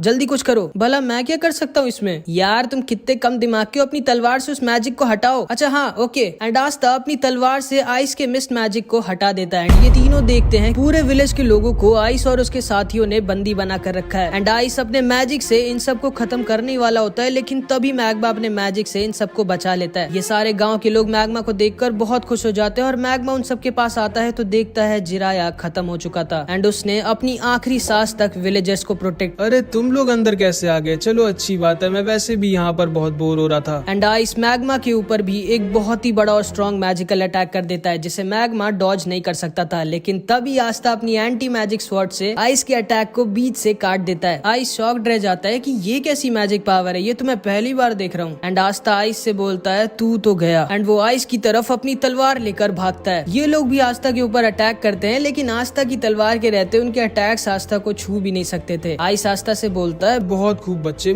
आखिर क्यों अपनी जिंदगी को इन जानवरों के लिए खोना चाहते हो तुम? जिसको सुनकर आस्था को अपने बचपन की याद आ जाती है जब वो सिस्टर लिली से पूछता है, सिस्टर लिली हम लोग इतने छोटे से गांव में क्यों रहते हैं, हम लोग किसी शहर में क्यों नहीं चले जाते या फिर जहाँ पर विजिट किंग रहते हैं? देखो आस्था, केवल वो लोग वहाँ पर रह सकते हैं जिनके पास बहुत स्ट्रॉन्ग मैजिकल पावर हो या फिर जो बहुत स्ट्रॉन्ग हो। देखिएगा सिस्टर लिली, जब मैं विजिट किंग बनूंगा तो हम सब लोग विजिट किंग के पैलेस में साथ में रहेंगे, ठीक है? मुझे इंतजार रहेगा। एंड फिर आस्था आइस से बोलता है, ये लोग जिनको तुम जानवर कह रहे हो ये जानवर नहीं बल्कि तुम जानवर हो, क्योंकि तुम्हारे अंदर इंसानियत नहीं है जो कि एक इंसान होने की सबसे बड़ी खूबी होती है। ये लोग मेहनत कर कर अपना पेट पालते हैं और खुशी खुशी रहते हैं एंड कोई भी बुरा काम नहीं करते। ये सब असली मायनों में इंसान है। एंड आस्था दोबारा से आइस के ऊपर अटैक कर देता है। तुम भी इन सब की तरह बेवकूफ हो, अब मरो। एंड आइस के साथ ही दोबारा से पूरे के पूरे विलेज को मिस्ट मैजिक में घेर लेते हैं। एंड आइस अपने मैजिक से आस्था और सारे लोगों को अपनी आइस ब्लेड से घेर लेता है एंड उन सब पर अटैक करने लगता है। आस्था अकेली उसके सारे अटैक्स रोक रहा होता है और मैग्मा, नोएल और सारे विलेजर्स को बचा रहा होता है, लेकिन वो बहुत ज्यादा थक चुका होता है। आखिर कब तक लड़ोगे बच्चे? मैं कई दिनों तक तुम पर अटैक करता रह सकता हूँ। आखिर कभी न कभी तो तुम थकोगे या फिर मिस करोगे एंड वही तुम्हारी जिंदगी का आखिरी पल होगा। एक गलती और तुम खत्म। और मुझे नहीं लगता कि ये तुम्हारा दोस्त भी ज्यादा टाइम तक टिक पाएगा और इन जानवरों को और खुद को बचा पाएगा। आस्था सोचने लगता है कि अब वो क्या करे, अगर वो अपने आप को बचाता रहेगा तो मैग्मा, नोएल और सारे गाँव वाले मारे जाएंगे। एंड तभी आस्था को आइस का एक अटैक लग जाता है। नोएल भी उसके ऊपर अटैक करने की कोशिश करती है, लेकिन उसका निशाना लगता ही नहीं है। आइस नोएल से बोलता है, तुम तो एक रॉयल फैमिली की हो, तुमको मैं सबसे पहले मारूंगा। जिसको सुनकर नोएल डर जाती है और वो समझ जाती है कि हम लोग इनसे नहीं जीत सकते। एंड नोएल वहाँ से भागने लगती है, लेकिन तभी नोएल को एक छोटी सी बच्ची पकड़ लेती है और उससे कहती है, प्लीज हमें छोड़कर मत जाइए, हमारी मदद करिए। जिसको सुनते ही नोएल की आंखें खुल जाती हैं, क्योंकि पहली बार किसी ने जिंदगी में नोएल से हेल्प मांगी होती है। नोएल उस बच्ची से बोलती है, चिंता मत करो, मैं तुम्हें कुछ भी नहीं होने दूंगी, मेरा नाम है नोएल सिल्वा, सिल्वर फैमिली की। एंड तभी नोएल की ग्रिमवॉर में एक नया मैजिकल अटैक आ जाता है एंड वो अपनी नई मैजिकल पावर का यूज करके सारे के सारे विलेजर्स को अपने वाटर मैजिक शील्ड में घेर लेती है। मैग्मा नोएल की तारीफ करता है और आइस समझ जाता है कि नोएल के पास बहुत ज्यादा मैजिकल पावर है। एंड तभी आस्था, जो कि एक शेर की तरह सही मौके का इंतजार कर रहा था, उसको वो सही मौका दिख जाता है एंड वो आइस के ऊपर छुप कर अटैक कर देता है। आइस आस्था को देख कर डर जाता है और समझ जाता है कि वो इस अटैक को डॉज नहीं कर सकता। एंड आस्था आइस के सीने में अपनी तलवार घुसेड़ देता है, बट आस्था की तलवार आइस के दिल तक नहीं पहुंच पाती। एंड तभी आइस भी अपनी मैजिक से आस्था के पेट में एक छेद कर देता है एंड आस्था नीचे आकर गिर जाता है। आइस उसके पास आता है और बोलता है, अब थोड़ी देर दर्द में तड़पो बच्चे, उसके बाद तुम खुद ही खत्म हो जाओगे। एंड आइस जाकर अपने मैजिक से नोएल की शील्ड को तोड़ने लगता है। मैग्मा डर जाता है और वो समझ जाता है कि वो आइस को नहीं हरा सकता एंड वो डिसाइड कर लेता है कि मे बी शायद जिराया सर ने जो कुछ भी उसके लिए किया है उसका हिसाब बराबर करने का टाइम आ गया है। एंड मैग्मा डिसाइड करता है कि वो अपनी आखिरी सांस तक आइस से लड़ाई करेगा जब तक वो खत्म नहीं हो जाएगा। आइस नोएल की शील्ड को तोड़ने ही वाला होता है, लेकिन तभी आस्था पीछे से दोबारा आइस पर अटैक कर देता है, बट आइस आस्था को फिर से इंजर्ड करके दूर गिरा देता है। तुम अभी तक हार नहीं माने बच्चे। And Aastha bar bar ice पर अटैक कर रहा होता है, लेकिन बार बार इंजर्ड होकर दूर गिर जा रहा होता है एंड फिर से खड़ा हो जा रहा होता है। मैग्मा आस्था को देखता है और समझ जाता है नहीं, वो अभी मर नहीं सकता जब तक वो सारे विलेजर्स को बचा ना ले। आइस बोलता है, आखिर तुम इन जानवरों को क्यों इतनी पागलों की तरह बचाना चाहते हो बच्चे? आखिर मिलेगा क्या तुमको इन सबको बचाकर? जिस पे आस्था बोलता है, इन सबको बचाकर मुझे मिलेंगी इन सब की दुआएं, जिससे मैं एक दिन बनूंगा विजिट किंग। तुम जिंदगी में कभी विजिट किंग नहीं बन सकते, क्योंकि तुम्हारी मौत आज मेरे हाथों लिखी है। ओए, मैं तुम्हें दो चीज की गारंटी देता हूँ। पहली कि मैं और आस्था मिलके आज तुम्हारी बैंड बजाएंगे, और दूसरी आस्था एक दिन जरूर बनेगा विजिट किंग। एंड मैग्मा अपनी बची कुची सारी पावर का यूज कर इन तीनों के ऊपर एक फायर अटैक कर देता है, जिसको ये लोग आसानी से डॉज कर लेते हैं। मैग्मा वहीं पर गिर जाता है और आइस मैग्मा के ऊपर अपना आइस ब्लेड यूज कर देता है, जिससे मैग्मा अब नहीं बच सकता था। मैग्मा बोलता है, ठीक है आस्था, मेरे जाने का टाइम आ चुका है, इन लोगों को दिखा दो कि तुम क्या हो। एंड तभी आस्था पीछे से मैग्मा के सारे अटैक्स को डिफ्लेक्ट करके वापस इन तीनों की तरफ भेज देता है। क्या ये लड़का अपनी तलवार से अटैक वापस भी भेज सकता है? एंड वो सारे के सारे अटैक जाकर इन तीनों को लग जाते हैं एंड आइस पूरी तरह से जलने लग जाता है। आइस मैग्मा की आग को बुझाने के लिए अपने आइस मैजिक का यूज करने की कोशिश करता है, लेकिन तभी आस्था उसके ऊपर अपनी तलवार लेकर पहुंच जाता है। नहीं, मैं एक बच्चे से नहीं हार सकता। जिस पे आस्था बोलता है, रुको अब मैं तुम्हें दिखाता हूँ कि एक जानवर क्या होता है। एंड आस्था आइस के ऊपर अपनी स्वॉर्ड से अपनी पूरी जान लगाकर अटैक कर देता है एंड आइस को वहीं पर सुला देता है। एंड इधर मैग्मा को नोएल अपने शील्ड मैजिक से बचा लेती है। ये एहसान याद रखना मेरा मैग्मा।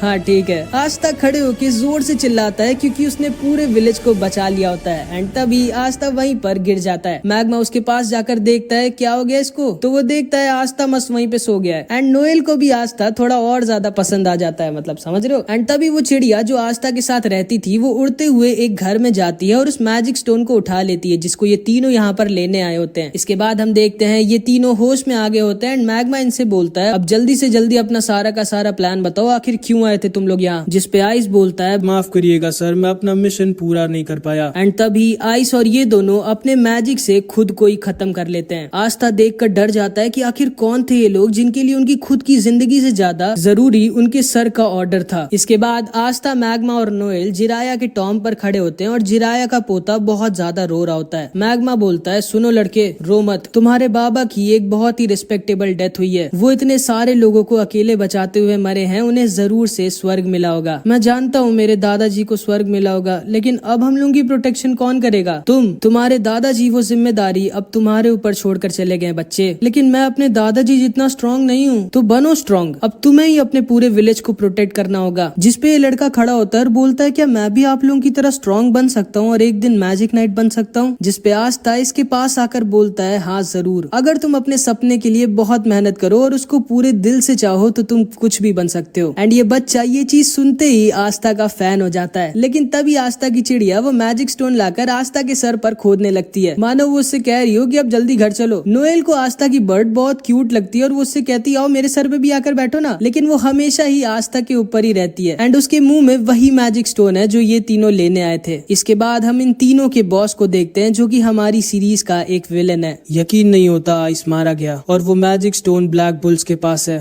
सर, अगर आप मुझे ऑर्डर दें तो मैं अभी के अभी पूरे ब्लैक बुल्स को तबाह करके वो मैजिक स्टोन ला सकता हूँ। नहीं, तुम ब्लैक बुल्स के यामी को हल्के में नहीं ले सकते। चिंता मत करो, सही टाइम आने पर मैं खुद जाकर वो मैजिक स्टोन ले आऊंगा एंड फिर हम हमारे मास्टर को दोबारा से जिंदा करेंगे। एंड सबसे ज्यादा शॉकिंग बात ये है कि इस आदमी ने गोल्डन डॉन का कपड़ा पहना होता है, मतलब ये आदमी गोल्डन डॉन का एक मेंबर है, जिस स्क्वाड में अभी यूनो है। ये तीनों वापस अपने बेस पर आ जाते हैं और यामी जोर जोर से हंस रहा होता है। चलो अच्छी बात है, तुम सब में से कोई मरा नहीं। कैप्टन, मेरे हिसाब से आपको हंसना नहीं चाहिए। नहीं आस्था, कैप्टन बिल्कुल सही कह रहे हैं। जिराया सर को लोगों का हंसता देख बहुत अच्छा लगता था। चलो हम लोग साथ में मिलके जिराया सर के लिए जोर जोर से हंसते हैं। एंड ये तीनों के तीनों जोर जोर से हंसने लगते हैं, बट यामी को मैग्मा के चश्मे के पीछे उसके आंसू दिख जाते हैं एंड यामी भी अंदर से काफी दुखी होता है। तभी वहाँ पर वेनेसा और फिनरल आ जाते हैं। अरे आस्था, तुम्हारे ऊपर ये इतनी क्यूट सी चिड़िया क्यों बैठी है? ये पता नहीं क्यों मेरे पीछे पड़ी है। एंड तभी ये चिड़िया दोबारा से आस्था के सिर पर खोदने लगती है। बस बहुत हो गया, अब मैं तुमको पकाकर तुम्हें फ्राई करके खाऊंगा। सोचना भी मत इस बर्ड को छूने की आस्था। एंड आस्था और नोएल दोनों में लड़ाई हो जाती है और वो लोग आसपास का सामान तोड़ने लगते हैं। मैंने कितनी बार कहा है घर में तोड़ फोड़ नहीं।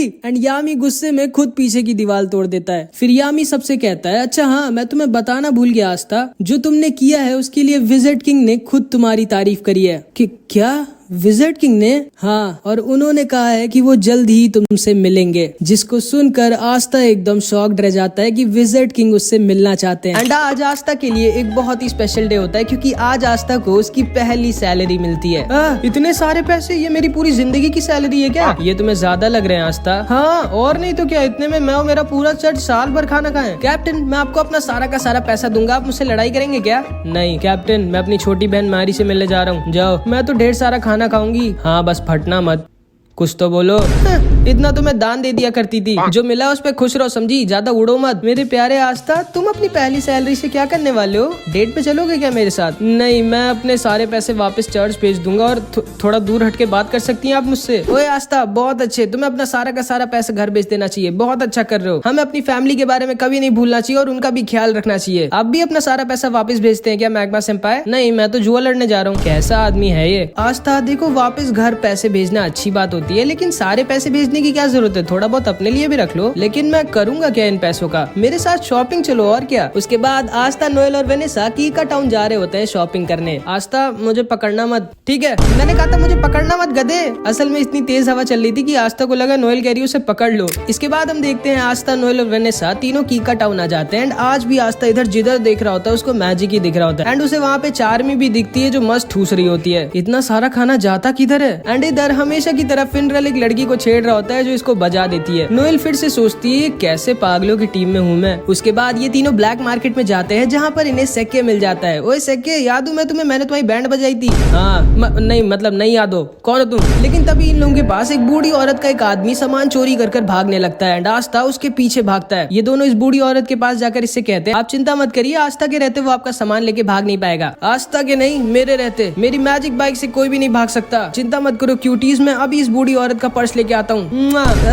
कौन लड़का है ये? एंड सेक्के भी उस चोर के पीछे अपनी बाइक से भागता है। इधर हम देखते हैं आस्था इस चोर का पीछा कर रहा होता है। एंड ये चोर बोलता है तुम कभी भी मुझे नहीं पकड़ सकते बच्चे, जब तक मैं अपने मैजिक क्लाउड पे हूँ। एंड तभी आस्था अपनी तलवार निकालकर इस चोर की क्लाउड की तरफ फेंक देता है एंड उसके मैजिक क्लाउड को बीच से काट देता है। एंड ये आदमी नीचे गिरने वाला होता है। नीचे से सेक्के उसको अपनी बाइक से ठोक देता है। आस्था को सेक्के की बाइक बहुत कूल लगती है। एंड सेक्के बोलता है मैंने तुम्हें पकड़ लिया है चोर, अब तुम भाग नहीं सकते। लेकिन तभी ये चोर सेक्के के पैर पे एक पॉइजन वाला चाकू मार देता है। एंड सेक्के वहीं पर गिर जाता है। सेक्के तुम ठीक तो? हाँ आस्था, मेरे जाने का टाइम आ गया है, माफ करना, मैंने तुम्हें एंट्रेंस एग्जाम में धोखा दिया था। चुप रहे भाई, मैं कभी भी तुमसे गुस्सा नहीं था, तुम अभी भी मेरे दोस्त हो सेक्के। थैंक यू आस्था, लेकिन अब मुझे जाना होगा। क्या नाटक कर रहे हो, ये बस खुजली वाला पॉइजन है, लो अब ठीक हो जाओगे तुम। एंड इसके बाद सेक्के उस चोर को लेके अपने साथ वहाँ से चला जाता है। उसके बाद आस्था इस बूढ़ी औरत को उसका पर्स वापस कर देता है। अपना ध्यान रखिएगा दादी माँ। एंड आस्था, नोएल और वेनेसा इस बूढ़ी औरत को उसका सामान देकर वापस चले जाते हैं। एंड अभी ये बूढ़ी औरत अपना असली चेहरा दिखाती है, एक स्वॉर्ड जो कि सारे मैजिक को खत्म कर देती है। यामी की टीम में तो एक बहुत ही कमाल का मेंबर आया इस बार। एंड ये आदमी कोई और नहीं बल्कि असलियत में विज़र्ड किंग होता है। एंड इसने जैसा कहा होता है कि ये आस्था से मिलने आएगा, ये इसीलिए आस्था से मिलने आया होता है। सर आप फाइनली मिल गए मुझे, कहाँ हैं आप? अरे मैं तो बस ऐसे ही अपने किंगडम में घूम रहा हूँ मार्क्स, कम से कम बता कर तो जाया करिए सर, आप ऐसे नहीं गायब हो सकते, आप इस किंगडम के किंग है। ठीक है मार्क्स, मैं बस आ रहा हूँ वापस। लेकिन तभी विज़र्ड किंग को यूनो हवा में उड़ता हुआ दिख जाता है। मार्क्स मुझे थोड़ा सा और टाइम चाहिए। ठीक है सर, जल्दी वापस आइएगा। एंड विज़र्ड किंग यूनो की तरफ निकल जाते हैं। इधर हम देखते हैं यूनो, क्लॉस और उसकी एक टीममेट मिमोसा को मिशन मिला होता है सलीम का बॉडीगार्ड बनने का, जिसको यूनो ने एंट्रेंस एग्जाम में हराया था। हमेशा की तरह क्लॉस यूनो को देखकर मुंह बना रहा होता है। तभी सलीम कहता है वैसे यूनो मानना तो पड़ेगा, तुम भले ही एक नोबल फैमिली के नहीं हो, लेकिन तुम फिर भी बहुत ज्यादा स्ट्रॉन्ग हो और तुम्हारे पास एक 4 लीफ ग्रिमवॉर भी है। मे बी शायद तुम सच में फ्यूचर में विज़र्ड किंग बन जाओगे। फिर मैं अपने बच्चों से कहूंगा मैंने बचपन में विज़र्ड किंग के साथ लड़ाई की थी एंड वो एक दिन के लिए मेरा बॉडीगार्ड भी बने थे। वैसे तुम्हें कोई दिक्कत तो नहीं है ना मेरा बॉडीगार्ड बनने में? असल में मेरी जान के पीछे कुछ बहुत ही ज्यादा स्ट्रॉन्ग लोग पड़े हैं, इसीलिए मैंने तुम्हें एज अ बॉडीगार्ड चुना था। नहीं कोई दिक्कत नहीं है, बस दोबारा मुझे अपना बॉडीगार्ड मत चुनना। तभी मिमोसा बोलती है क्लॉस सेनपाई वो बादल थोड़े से अजीब नहीं है? हाँ मैं ऊपर देख कर आता हूँ। नहीं यूनो अकेले मत जाना, ये मेरा ऑर्डर है। लेकिन यूनो इसकी बात कभी सुनता ही नहीं है। एंड यूनो ऊपर उन बादलों को देखने के लिए निकल जाता है। लेकिन तभी उसके ऊपर कुछ मैजिशियंस अटैक कर देते हैं। यूनो नीचे गिर जाता है, लेकिन तभी वो अपने विंड ईगल मैजिक से उन सबको हरा देता है। वो सब वहाँ से भाग जाते हैं। सलीम यूनो के पास आता है और उसे थैंक यू बोलता है उसको बचाने के लिए। उसके बाद वो उससे कहता है चलो ना यूनो, तुम्हारे विलेज चलते हैं जहाँ पर तुम रहते थे। मुझे देखना है कि तुम्हारे जैसा स्ट्रॉन्ग लड़का कहाँ पर पला बड़ा हुआ है। पर सर ये हमारे मिशन में नहीं, और फालतू में आपको अपना टाइम वेस्ट क्यों करना है। नहीं क्लॉस, मेरे पास बहुत टाइम है, चलो हम लोग चलते हैं। मेरा मन है यूनो का होम टाउन देखने का। एंड फिर यूनो, क्लॉस, मिमोसा और सलीम यूनो के चर्च पे ऐसे ही घूमने आ जाते हैं। एंड यूनो को देखकर सिस्टर लिली, फादर और सारे बच्चे बहुत खुश हो जाते हैं। आस्था नहीं आया क्या? नहीं, वो बाद में आएगा कभी। इसके बाद ये सारे लोग यूनो के चर्च के अंदर बैठकर खाना खा रहे होते हैं। एंड सिस्टर लिली बाहर जाती है वेल से सबके लिए पानी लेने, बट जब वो वापस आ रही होती है तभी उसको कुछ लोग किडनैप कर लेते हैं। यूनो को सिस्टर लिली के चिल्लाने की आवाज आती है एंड वो भागते हुए बाहर जाता है तो देखता है जिन लोगों ने यूनो पर पहले अटैक किया था वही सिस्टर लिली को किडनैप कर ले गए हैं। सलीम बोलता है ये सब मेरी वजह से हुआ है, मुझे यहाँ आना ही नहीं चाहिए था। वो लोग मेरे पीछे पड़े थे एंड मेरी वजह से अब तुम्हारी फैमिली दिक्कत में है यूनो। ये दोनों यूनो का पैर पकड़कर रोने लगते हैं कि प्लीज सिस्टर लिली को बचा लो यूनो। एंड फादर भी तैयार हो जाते हैं सिस्टर लिली को बचाने जाने के लिए, लेकिन यूनो फादर से बोलता है नहीं, आप यहीं पर रहिए और सबका ख्याल रखिए, मैं सिस्टर लिली को वापस लेकर आता हूँ। लेकिन तभी क्लॉस बोलता है नहीं, तुम कहीं नहीं जाओगे यूनो, भूलो मत हमारा मिशन तुम्हारी सिस्टर लिली की नहीं बल्कि सलीम की प्रोटेक्शन करना है। एंड यहाँ की लोकल पुलिस तुम्हारे सिस्टर लिली को बचा लेगी, चिंता मत करो। अब आओ बैठो मेरे साथ, हम लोग वापस जा रहे हैं। मैक्स बोलता है पागल हो क्या तुम, यूनो हमारी सिस्टर लिली को ऐसे ही छोड़ के नहीं जा सकता। क्लॉस बोलता है ये मेरा ऑर्डर है यूनो, जल्दी आके बैठो, हम जा रहे हैं यहाँ से। लेकिन यूनो तो स्टार्टिंग से इसकी बात नहीं सुनता है एंड यूनो इसको इग्नोर कर वहाँ से निकल जाता है सिस्टर लिली को बचाने। यूनो के सामने 3 स्ट्रॉन्ग मैजिशियंस आते हैं एंड यूनो आसानी से इन सबको हरा देता है, लेकिन चौथे वाले ने सिस्टर लिली को एज अ हॉस्टेज लिया होता है एंड इसीलिए यूनो इसके ऊपर अटैक नहीं कर सकता था। ये यूनो से कहता है चुपचाप मेरे को अपनी ग्रिमवॉर दे दो बच्चे, अगर तुम अपनी सिस्टर लिली की सलामती चाहते हो। एंड यूनो के पास कोई भी ऑप्शन नहीं होता, वो सिस्टर लिली को बचाने के लिए अपनी ग्रिम वॉर इसको देने वाला होता है। लेकिन तभी चुपके से क्लॉस पीछे से अपने मैजिक से इस आदमी के ऊपर अटैक कर उसको बेहोश कर देता है। यूनो क्लॉस से कहता है आप यहाँ क्या कर रहे हो? कुछ नहीं, बस इतनी बेइज्जती करवाने के बाद भी बेशर्मों की तरह तुम्हारी मदद करने आया हूँ मैं, और क्या। आखिर तुम कभी मेरा ऑर्डर क्यों नहीं मानते हो यार? यूनो इससे पूछता है कि आखिर इन लोगों ने सिस्टर लिली को क्यों किडनैप किया, जिसपे क्लॉस बोलता है मुझे पहले से ही सलीम पे शक था, वो एक नोबल होने के बाद भी इतने छोटे से विलेज में आकर तुम्हारे चर्च पर खाना क्यों खाएगा। कहना क्या चाहते हो आप? यही कि ये सारे के सारे सलीम के पीछे नहीं पड़े बल्कि ये सब सलीम के आदमी हैं। एंड ये सारे लोग सलीम के पीछे नहीं बल्कि तुम्हारे पीछे पड़े थे ताकि ये तुम्हारी ग्रिम वॉर तुमसे ले सके। एंड फिर मिमोसा अपने मैजिक से सलीम के मुंह से उसका सारा का सारा सच बाहर निकलवा लेती है। सलीम बोलता है ये सब मैंने यूनो से बदला लेने के लिए किया था, मैं उससे उसकी ग्रिम वॉर छीन लूंगा क्योंकि उसकी वजह से मैं एंट्रेंस एग्जाम में फेल हो गया था और इसीलिए मैंने यूनो को अपना गार्ड चुना था ताकि मैं उसके ऊपर अटैक करवाकर उसकी ग्रिम वॉर उससे छीन सकूं। मैं तुम्हें छोड़ूंगा नहीं यूनो।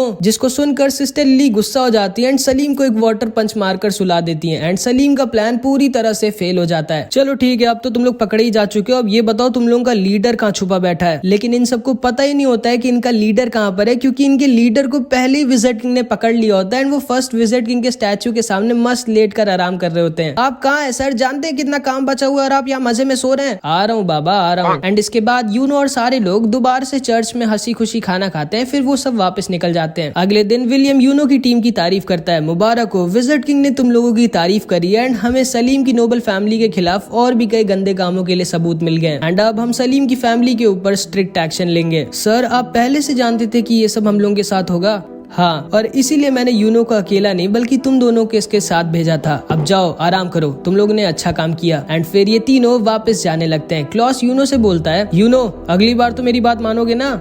हाँ, मुझे पता है तुम झूठ बोल रहे हो, आखिर ऐसा क्यों करते हो तुम? एंड यूनो उसे इग्नोर कर रहा होता है जिसको सुनकर मिमोसा हंसने लगती है। एंड इधर हम देखते हैं मैग्मा दोबारा से जुए में सब कुछ हार जाता है, अपने कपड़े तक हार जाता है एंड चार्मी हमेशा की तरह ठूस रही होती है। एंड इधर दूसरी तरफ अचानक से एक बहुत बड़ा डंजन क्लोवर किंगडम और डायमंड किंगडम के बीच में ओपन हो जाता है। जिसको नहीं पता है मैं बता दूं, डंजन मतलब एक सीक्रेट टनल टाइप का होता है जिसके अंदर लोग खजाना यानी कि ट्रेजर छुपा कर रखते हैं एंड अंदर बहुत सारे ट्रैप्स भी होते हैं, इसलिए थोड़ा डेंजरस भी होता है। मार्क्स विजिट किंग से कहता है सर मुझे आपको कुछ बताना है। मुझे पता है मार्क्स उस डंजन के बारे में और मुझे ये भी पता है कि हमें किसको उस मिशन पर भेजना चाहिए। एंड इसके बाद हम देखते हैं ये सारे के सारे ब्लैक बुल्स के मेंबर आस्था की चिड़िया का नाम डिसाइड कर रहे होते हैं। मैं इसका नाम रखता हूँ मैग्ना फायर। बिल्कुल नहीं, बहुत ही गंदा नाम है, इसका नाम होगा जॉन स्नो। नहीं, नहीं, ये चिड़िया है, कोई राजा थोड़ी ना है। इसका नाम रख देते हैं दारू। दारू कैसा रहेगा? आखिर इसका नाम रखने की जरूरत क्या है? ये मेरे को दे दो ना, मुझे बहुत टेस्टी लग रही है। मैं पहले ही डिसाइड कर चुका हूँ इसका नाम क्या होगा। इसका नाम होगा रेड ब्लैक चिड़िया। एंड तभी आज तक की चिड़िया उसको मारने लगती है कि नहीं, ये नाम तो बिल्कुल नहीं रखना है मुझे। लेकिन फिर लक बोलता है क्यों ना हम लोग इसका नाम मैरो रख दें। एंड इस चिड़िया को भी ये नाम पसंद आता है एंड इस चिड़िया का नाम मैरो पड़ जाता है। तभी वहाँ पर फिनरल के साथ यामी आ जाता है और सारे लोग यामी को देखकर बहुत खुश हो जाते हैं। यामी सबको बताता है हमारे किंगडम में एक नया डंजन मिला है। क्या?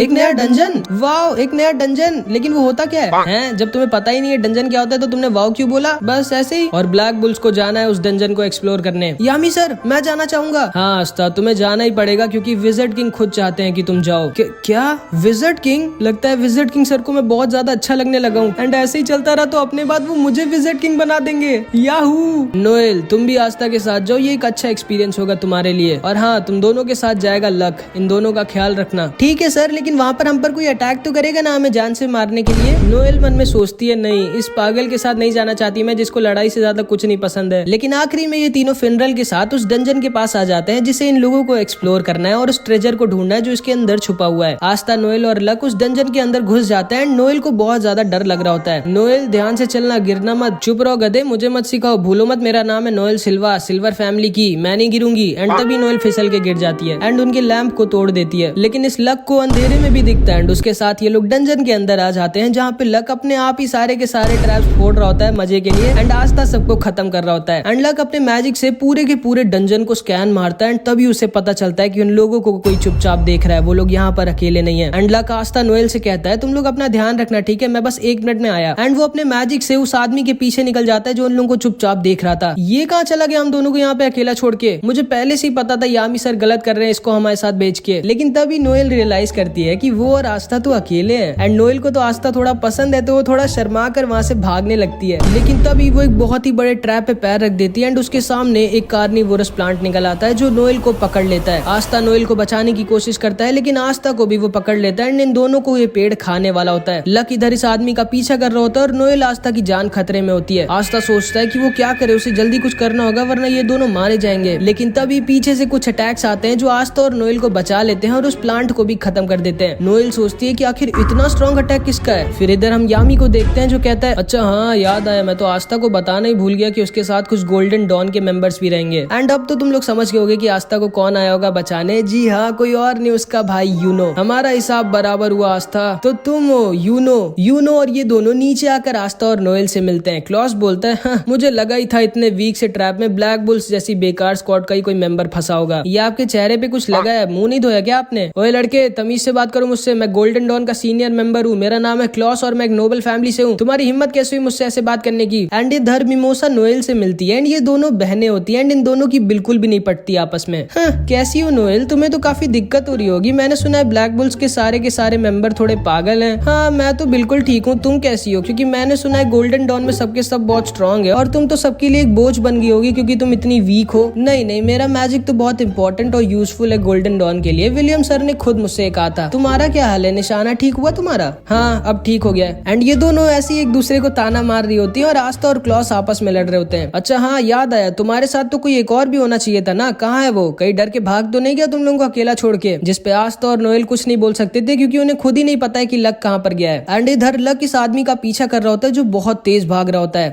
यही एक्सपेक्ट किया जा सकता है ब्लैक बुल्स जैसी बेकार स्क्वाड से जिनका कैप्टन खुद किसी काम का ना हो, बस पूरा दिन सिगरेट पीने और जुआ लड़ने के अलावा कुछ करता ना हो, उसकी टीम से क्या ही एक्सपेक्ट किया जा सकता है। ओए चश्मेश, ज्यादा बोल मत, देखना ब्लैक बुल्स तुम्हारी स्क्वाड से पहले इस डंजन के ट्रेजर को ढूंढेगी।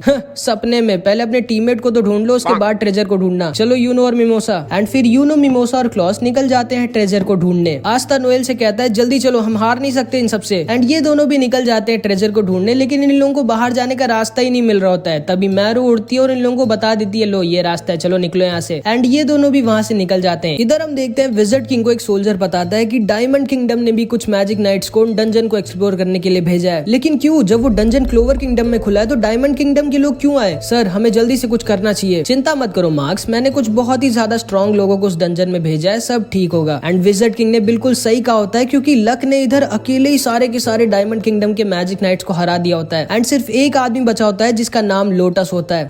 तो मैं देख सकता हूँ तुम काफी स्ट्रॉन्ग हो बच्चे, तुमने तो अकेले ही मेरे सारे के सारे चेलों को हरा दिया। हाँ, लेकिन तुम्हारे चेले बहुत वीक थे, तुम तो स्ट्रांग हो ना, क्योंकि मैं अभी किसी स्ट्रांग आदमी से लड़ने के लिए मर रहा हूँ। हाँ मैं स्ट्रांग तो हूँ, लेकिन मैं यहाँ से भाग रहा हूँ क्योंकि मेरा लड़ने का मन नहीं अभी। लेकिन तभी लक इसके ऊपर अटैक कर देता है एंड लोटस अपना मैजिक दिखाता है जो कि होता है स्मोक मैजिक। तो तुम्हारे पास लाइटनिंग मैजिक है एंड तुम्हारी रोप से मुझे पता चल रहा है कि तुम ब्लैक बुल्स के मेंबर हो। मैं बता दूं कि मैं आज तक सिर्फ एक आदमी से ही फाइट में आ रहा हूँ, जो कि तुम्हारा कैप्टन यामी है। कोई बात नहीं, आज तुम दूसरी बार हारोगे, अब आओ लड़ो ना मुझसे। लेकिन तभी अचानक से लक को कुछ अजीब सा लगता है। लगता है मेरे पॉइजन ने असर दिखाना स्टार्ट कर दिया। असल में इस पूरे टाइम लोटस हवा में अपनी मैजिक से एक पॉइजन रिलीज कर रहा होता है, जिससे सामने वाले की स्पीड बहुत ज्यादा कम हो जाती है और सामने वाले को चक्कर भी आते हैं एंड उस मैजिक की वजह से लक को भी चक्कर आने लगते हैं एंड वो वहाँ पर गिर जाता है। अब तुम आराम करो बच्चे, मेरे पास बहुत काम है, मुझे अपने लीडर को भी ढूंढना है। एंड ये कह के लोटस वहाँ से जाने लगता है, लेकिन तभी लक दोबारा से इसके ऊपर अटैक कर देता है एंड इस बार वो पिछली बार से भी ज्यादा फास्ट होता है। कैसे? आखिर ये बच्चा अभी भी इतना तेज कैसे है? जिस पे लक बोलता है, मेरे पास लाइटनिंग मैजिक नहीं है, मैं खुद लाइटनिंग हूँ और तुम बिजली को कितना भी स्लो कर लो, आखिरी में वो रहेगी फास्ट ही। एंड तुम जा कहा रहे हो, अभी तो हमारी लड़ाई शुरू भी नहीं हुई। एंड इधर हम देखते हैं क्लॉस, मिमोसा और यूनोस डंजन के ट्रेजर गेट के पास पहुंच जाते हैं, जहाँ पे उस डंजन का ट्रेजर रखा है। लेकिन तभी अचानक से लोटस का लीडर मिमोसा को पीछे से इंजर्ड कर देता है। कौन हो तुम? सामने से हटो मेरे। इस लड़के का नाम मार्स होता है एंड ये डायमंड किंगडम का प्रिंस होता है एंड ये बहुत ही ज्यादा स्ट्रांग होता है, आइस से भी ज्यादा स्ट्रांग, एंड इसके पास डायमंड मैजिक होता है। मिमोसा अपने आप को हील करने लगती है। यूनो और क्लॉस साथ में से लड़ रहे होते हैं, लेकिन ये अकेला इन दोनों पर भारी पड़ रहा होता है। क्लॉस यूनो से बोलता है, यूनो जल्दी मिमोसा को लेकर यहाँ से निकलो, मैं इसको रोक कर रखता हूँ, लेकिन आप अकेले इसके सामने नहीं टिकोगे, ये बहुत स्ट्रांग है। मैं जानता हूँ इसके सामने मैं नहीं टिकूंगा, ना तो हम दोनों साथ में इसके सामने टिकेंगे, लेकिन अभी हमें मिमोसा को बचाना होगा। तुम जल्दी से मिमोसा को यहाँ से लेके निकलो और वापस बैकअप लेके आना। हम इस डंजन के ट्रेजर को डायमंड किंगडम के हाथ में नहीं लगने दे सकते। मैं एक डिकॉय की तरह इसको रोक कर रखता हूँ, तुम जल्दी जाओ और बैकअप लेके आना। लेकिन यूनो फिर से इसकी बात नहीं सुनता और कहता है, नहीं, हम लोग एक टीम बनकर आए थे और हम लोग जाएंगे भी एक टीम बनकर। लेकिन मैं बता दूं कि यूनो अभी इसको अकेला नहीं हरा सकता, क्योंकि ये बहुत ही ज्यादा स्ट्रांग है। एंड इधर हम देखते हैं कि इस आदमी ने धोखे से लक को पकड़ लिया होता है। ठीक है बच्चे, अब तुम्हारा मरने का टाइम आ गया है। एंड आस्था और नोएल भी इधर ट्रेजर को ढूंढ रहे होते हैं। एंड इसके बाद जो हुआ वो बहुत ही ज्यादा शॉकिंग था, जो कि हम अगले पार्ट में देखेंगे। इस पार्ट में इतना ही। आई होप कि तुमको ये वीडियो अच्छी लगी होगी। नेक्स्ट पार्ट में तब अपलोड करूंगा जब इस वीडियो पे 200 कमेंट्स आ जाएंगे। इस वीडियो में इतना ही, मिलते हैं अगली वीडियो में, बाय बाय।